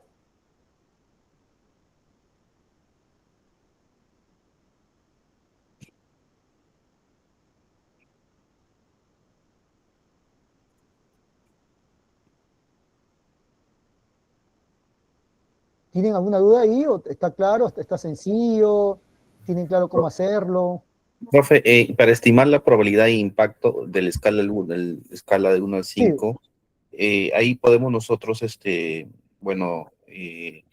agregar una información de acuerdo a nuestro criterio, sí, claro, porque como este es un ejemplo sencillo, solamente para que ustedes vean cómo se hace, porque ¿no? no vamos a usar una herramienta, no solamente es algo que vamos a... Sí, claro, puede ser un Excel si gustas, ¿no? O sea, el objetivo es que ustedes tengan claro en un escenario real cómo sería, ¿no? Que tienes que hacer esa actividad. Primero, tienes activos, luego tienes que identificar amenazas y vulnerabilidades, que es la fase 1, luego tienes que ver, como dijimos, cuál es el impacto y la probabilidad, ¿no? Recuerda que hay un ingrediente y un residual, ¿no?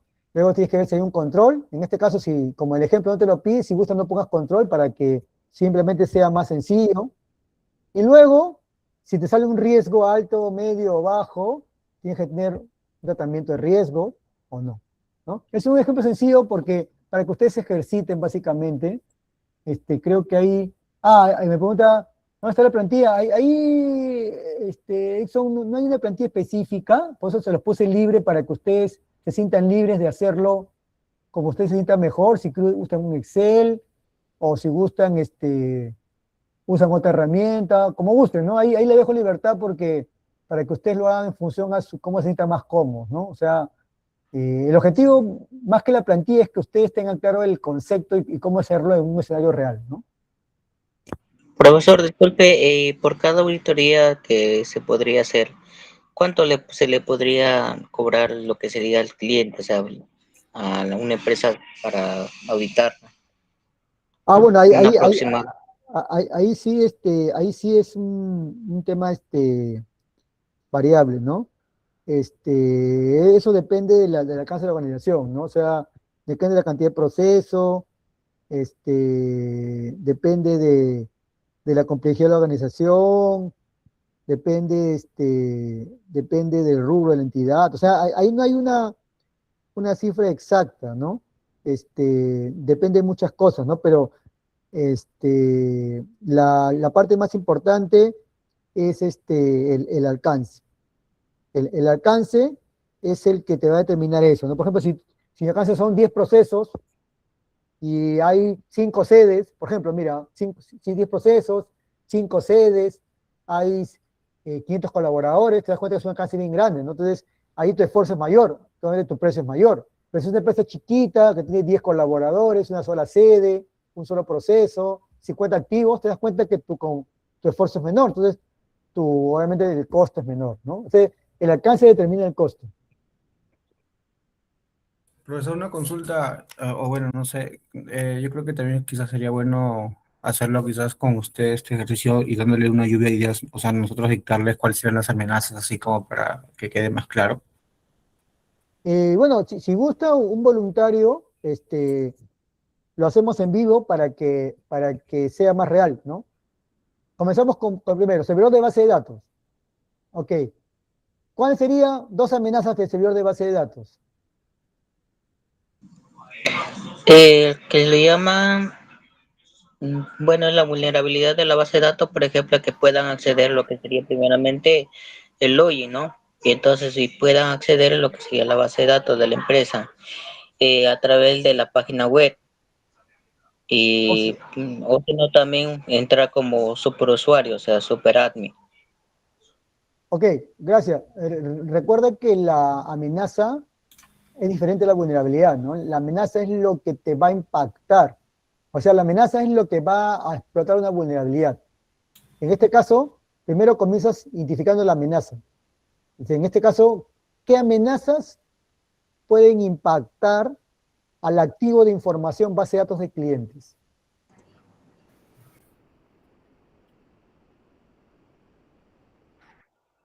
Puede ser, disculpen, Ahí le caída comenté del dos. servidor. Un amigo dijo que ha escrito ataque por SQL injection, ok, ya, eso es una amenaza. La pérdida de información.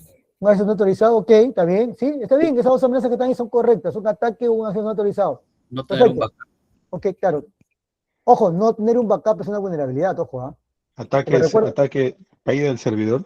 claro, porque recuerda que el no tener la ausencia es una vulnerabilidad, ¿no? La falta, la ausencia, la carencia es una vulnerabilidad. La amenaza es lo que te va a explotar la vulnerabilidad. Entonces, ok, tenemos 2. Tenemos un acceso, el tema de accesos, ¿no? Y el tema de ataque SQL. Ok, ya tenemos 2 amenazas. Entonces, esas 2 amenazas podemos usarlas en el ejemplo. ¿Qué vulnerabilidad pueden explotar esas amenazas? ¿No? Sigamos con el ejemplo. Tenemos ataque inyección SQL. ¿Qué vulnerabilidad puede explotar? Modificación de la base de datos, ¿no? Ok, modificación de la base de datos. El usuario también, el Ok, usuario. ya, Que se puede perfecto. acceder a la base de datos. Ok, ya. Entonces ¿cómo describirías la vulnerabilidad? Recuerda que la vulnerabilidad describes con falta o ausencia de, ¿no? Ausencia de métodos de acceso, ¿no? Multifactor de repente. Exacto. O contraseñas Exacto. complejas. Exactamente, tal cual, ¿no? Y para la otra, ¿cuál sería la vulnerabilidad? Para el tema de control de accesos. Por ejemplo, que un usuario no autorizado o un usuario pueda tener la facilidad de hacerse pasar por otro, ¿no? Incluso usando multifactor. Claro, pero tienes que narrarlo como vulnerabilidad, ¿no? Ausencia de, falta de. Ya, sería quizás criterios o ajustes en el uso del multifactor. No, sería ausencia de mecanismo de doble factor de autenticación. Bueno, quizás, ¿no? También puede. Claro, porque la vulnerabilidad siempre se narra así, ¿no? Como falta, ausencia, ¿no? Entonces sería ausencia de mecanismo de autenticación. Claro. Ok, ya. Entonces ya tenemos la amenaza y la vulnerabilidad. Entonces, ahora sí, en función de esa amenaza de vulnerabilidad, tu riesgo inherente, ¿cuál sería? Asumiendo que tienes escala de 1 a 5, ¿no? Este activo de información ha sido catalogado como alto en la fase 1 de inventario, porque es una base de datos de clientes. Entonces, en función de tu probabilidad de impacto, vamos a suponer que sea 5 y 5. Sería 5 por 5, 25. y ese 25 llegaría a la categoría más alta. Entonces sería un riesgo alto o crítico.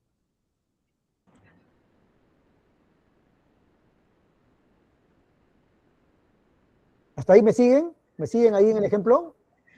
Sería crítico. ¿Ok? ¿Y luego qué viene? Ya tengo el inherente. ¿Qué viene ahora? Ya tengo el riesgo inherente. ¿Ahora qué viene? Mitigarlo. No, claro, pero ¿cómo se llama lo que tengo que hacer ahora? Tengo el riesgo inherente. ¿Qué tengo que ver ahora? Controles. Control, exacto. Entonces, ¿qué controles? Ojo, el control se pone entre la amenaza y la vulnerabilidad. Recuerden eso, ¿ah? Entonces, para la amenaza, ataque e inyección. Y la vulnerabilidad que hemos descrito, ¿cuál es el control que aplica ahí? Un control que aplicaría ahí.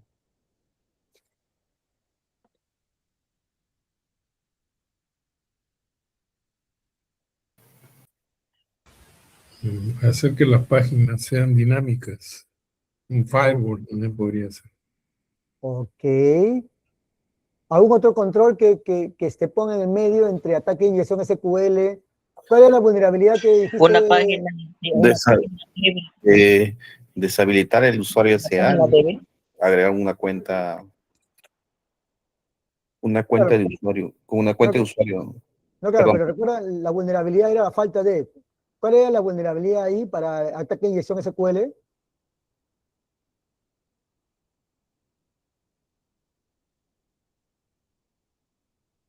Claro, una contraseña débil. Ok. Pero hay otra vulnerabilidad más que le aplica ahí a ataque e inyección SQL. Recuerda que los ataques de inyección SQL se dan porque la vulnerabilidad está en la entrada, ¿no? En la entrada, porque un ataque se da cuando tienes un formulario o una entrada, un front, donde tienes campos que no están sinceras, no tienen validaciones, ¿no? Entonces, si esos campos de tu front no tienen validaciones, entonces yo te puedo hacer un ataque, ¿no? En cambio, si el campo tiene una validación, por ejemplo, cuando ve que hay 3 intentos, se bloquea, entonces la vulnerabilidad sería ausencia de mecanismo de validación en la entrada, ¿no? En la entrada de un formulario, en la entrada del front de la base de datos, no sé, ¿no? Del campo del sistema, o ahí hay una vulnerabilidad ahí en esa entrada, ¿no? En la entrada.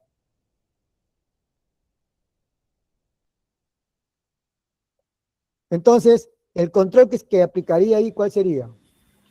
Profesor, si me permite, en el Sí. tema del control, específicamente para el que señala, podría ser, por ejemplo, que un control, ¿no? Que mantener siempre las revisiones de código y pruebas de seguridad autorizadas, ¿no? Ok, ya está bien. De revisiones de código y pruebas, ok. Otro control también puede ser hacer el endurecimiento de seguridad, ¿no? El hardening de ese servidor. Ok, entonces tenemos el control. Entonces, tenemos riesgo inherente alto. Ese control que vamos a aplicar el tema de sanitización, endurecimiento de seguridad, etc. ¿Cuánto mitigaría ese riesgo?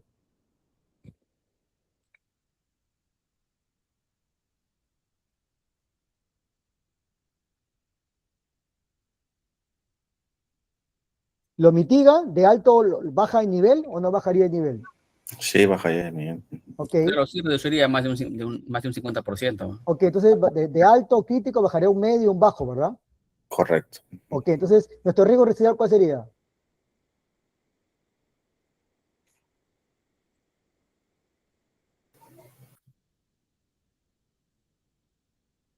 Riesgo residual sería medio o bajo, ¿verdad? Correcto, medio. Ok. Ahora, ¿cuál es el siguiente paso? Ya tengo el residual. ¿Qué viene ahora? Tratamiento. El tratamiento, etc. Riesgos. A ver, ya. A ver, ¿quién me da un plan de acción para ese riesgo? El riesgo es... Disculpe, se está viendo la presentación, no el archivo Excel. No, sí, estoy en la presentación, no estoy en un archivo Excel, estoy en la presentación.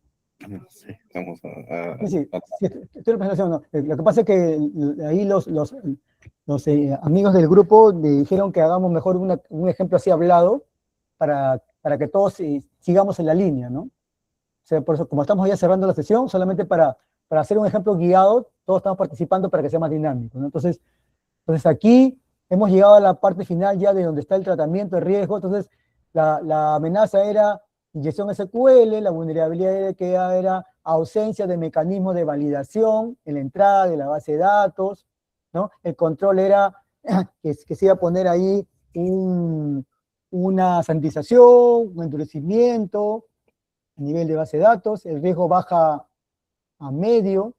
Pregunta, ¿ya? Si el riesgo es medio y mi apetito de riesgo es que yo voy a aceptar los riesgos medios y bajos, ¿aplicaría un tratamiento o no?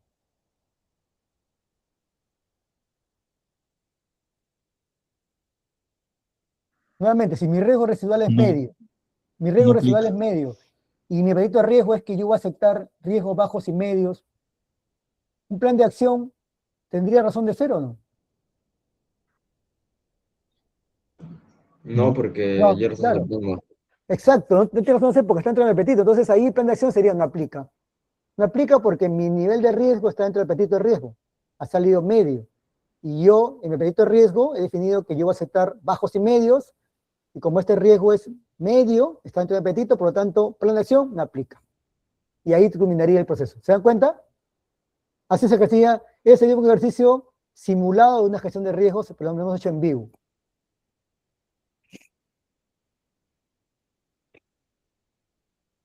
Ok, entonces, ya para cerrar la sesión, porque ya nos hemos ido un poco minutos adelante, ¿solamente tienen alguna consulta, alguna duda antes de cerrar la sesión del día de hoy?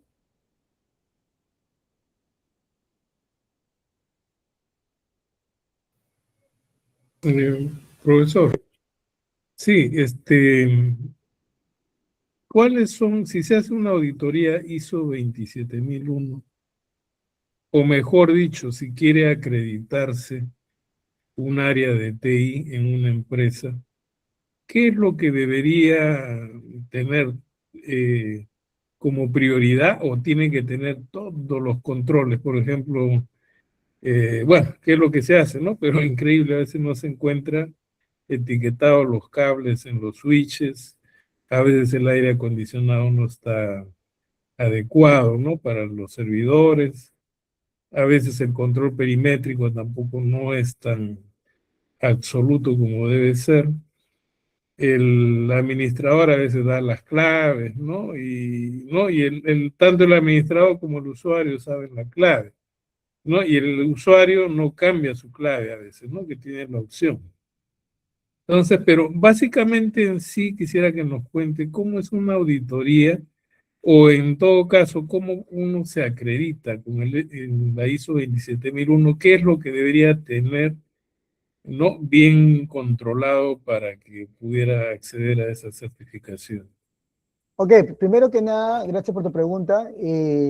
Como le dije, las entidades, por lo general, ¿cuál es el móvil? ¿No? Les hablo de experiencia, a veces no es teoría, ¿no? En mi experiencia, el móvil que las mueve a certificarse, o sea, el elemento que es el que gatilla el interés, porque hay un esfuerzo, hay dinero, un presupuesto, porque eso no es algo económico, ¿no? Una certificación cuesta dinero, ¿no?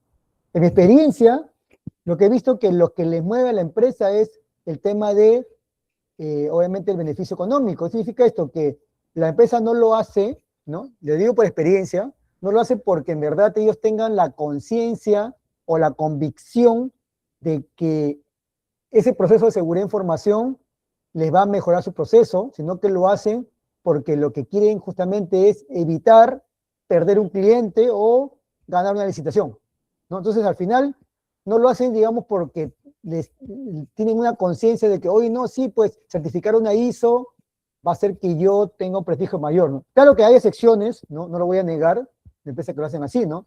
Pero en mi experiencia, de lo que yo he visto, ¿no? Y no te puedo hablar de todo, porque de las que yo he visto, el móvil que las ha conducido a certificarse ha sido por un tema de un contrato, un tema contractual, ¿no? Que un cliente te exigió y si no, no certificabas, perdías ese contrato, o sea, tiene que ver con dinero, o por un tema regulatorio, que estabas en un sector regulado y el regulador vino y te exigió que lo hagas y tenías que hacerlo por exigencia regulatoria, ¿no?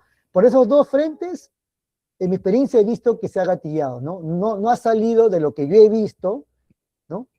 De lo que yo he visto, ojo, no te puedo hablar de todas, de que una empresa lo ha hecho porque nació del gerente general o del gerente financiero. Oye, sí, necesito certificarme porque certificarme va a hacer que mi empresa esté más sólida en seguridad. Entonces, partimos por ahí. Entonces, si partimos por ahí, ya vemos que hay un tema que está motivado por un tema ya contractual, comercial o regulatorio, ¿no? Luego, cuando tú defines una certificación, se define un alcance, como dije, ¿no? Las ISOs, todas ISOs, sea seguridad, calidad, continuidad, tienen un alcance, ¿no? Y un alcance puede ser un proceso o un servicio, ¿no? Por ejemplo, en el caso que he visto, ¿no? ¿Cuáles son las que determinan el alcance? Las que son críticas para el negocio. Por ejemplo, si tu negocio es, por ejemplo, tú eres una fábrica de software, ¿no? Yo he visto fábricas de software que desarrollan software de contabilidad, por ejemplo, me ha tocado, ¿eh? Fábricas de software que desarrollan software contables, y el cliente, que es un cliente del Estado, les pidió a la fábrica de software, a la empresa que fabrica software, le dijo, para que yo te contrate tienes que tener su certificación ISO 27001, nada más, no le dijo el alcance.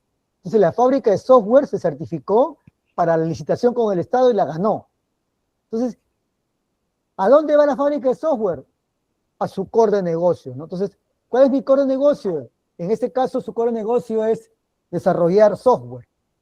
Entonces, en ese core, en ese alcance, es el que define su alcance, ¿no? Su alcance, ¿no? En su alcance no estuvo, por ejemplo, por ejemplo, de limpieza, o el proceso, por ejemplo, de logística, ¿no? Porque no estaba en su alcance. El alcance de la fábrica de software era el proceso justamente de todo lo que tenía que ver con el diseño, el software, la ejecución, el pase a producción, etcétera, ¿no? Ese era su alcance. Entonces, ese fue el alcance que esa empresa definió.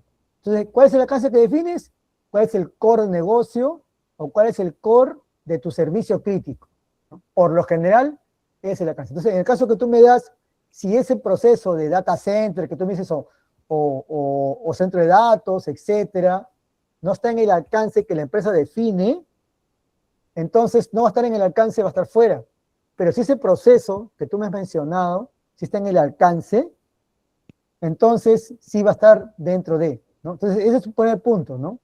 Entonces, el segundo punto es que vamos a suponer que esté el data center en el alcance, ¿ya? Vamos a suponer que sí va a estar en el alcance. Entonces, lo que se hace primero es determinar el alcance, ¿no? Y el alcance se determina de manera textual, ¿no? Se determina en un enunciado que dice, el alcance cubre el servicio de data center que está ubicado, y te dicen la sede, ¿no? En Surco, ¿no? El cual está tercerizado por un proveedor, y los servicios de replicación que dan soporte al proceso de facturación. Entonces, ¿te das cuenta? Entonces, ese alcance que tú defines de manera textual es el que el auditor va a revisar y decir, ok, entonces este alcance me cubre data center más este proceso. Y luego, tú como auditor o tú como especialista en seguridad, tienes que comenzar, ok, quiero entender mi proceso. Pides mapa de procesos, pides el documento de procesos, pides la documentación del proceso, pides los activos, y ahí es cuando tú recién entiendes tu alcance. Y luego de eso, recién tú determinas tu alcance y determinas cuáles son los activos, los procesos, las personas, etcétera, que están dentro de ese proceso, ¿no? En este caso, si es un data center, van a venir seguro todo lo que es los sistemas de alarma, los sistemas físicos de entrada, el tema seguro de las alarmas para monitorear de repente el tema de la temperatura, etcétera, etcétera, ¿no? La seguridad física, ¿no? Todo lo que está dentro del alcance, y según ese alcance es que ya levantas todo el proceso y determinas justamente con tu aplicación. Entonces, ¿cuál está en el alcance? El proceso, ¿no? ¿Y qué le aplica en la ISO? Todos los requisitos, desde la 4, como dijimos en el caso anterior, desde el requisito 4 hasta el requisito 10, todos aplican.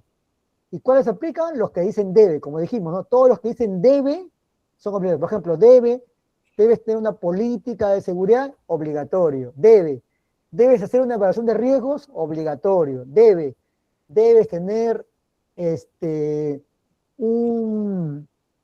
tener una definición de roles y responsabilidades, de quién es el líder de tu sistema de gestión de seguridad de información, ¿no? Todo eso es lo obligatorio. Y los controles, que son los complementarios, son los que te apliquen, ¿no? Por ejemplo, si un control de teletrabajo no aplica porque en el proceso no aplica, saldrás que no aplica. Entonces, los que van a aplicar son todos los requisitos de la 4 a la 10 y los controles con lo que apliquen del anexo A. Eso sería lo que aplicaría dentro de tu alcance. Eso más o menos sería un poco la explicación, ¿no? O sea, si no está en el alcance, no le va a aplicar ningún control. Si está en el alcance, sí van a aplicar esos controles. Eso un poco sería la explicación. Ok, muchas gracias. Muy bien, señor. Entonces aquí comienza la sesión del día de hoy. Nos hemos excedido un poco de la hora, pero bueno, era importante reforzar esos puntos. Así que de mi lado sería todo por hoy. Muchas gracias. Y nos vemos en la siguiente sesión. Hasta luego. Muchas gracias. Gracias, profe. Gracias, profe. Gracias, profe. Gracias. Hasta luego. Hasta luego. Muchas gracias, ingeniero. Nuevamente, excelente sesión. Nos vemos el día viernes 7 para el desarrollo del tercer módulo. Que tenga buenas noches.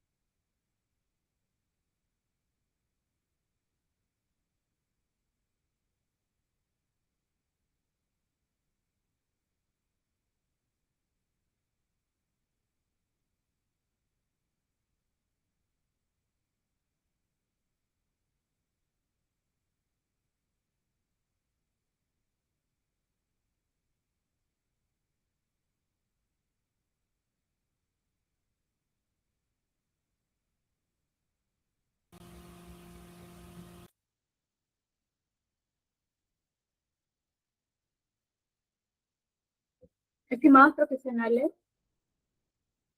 muchas gracias por acompañarnos el día de hoy. Queremos comentarles algo importante. Como ustedes saben, este diploma cuenta con la posibilidad de acceder a un respaldo profesional formal para quienes deseen evidenciar los conocimientos desarrollados durante el programa. Esta documentación contempla diploma de especialización profesional, constancia académica con módulos desarrollados, horas académicas certificadas, código QR de validación única, respaldo institucional y aval académico internacional por Florida Global University. Durante las próximas sesiones estaremos compartiendo mayor información para quienes deseen acceder a este proceso.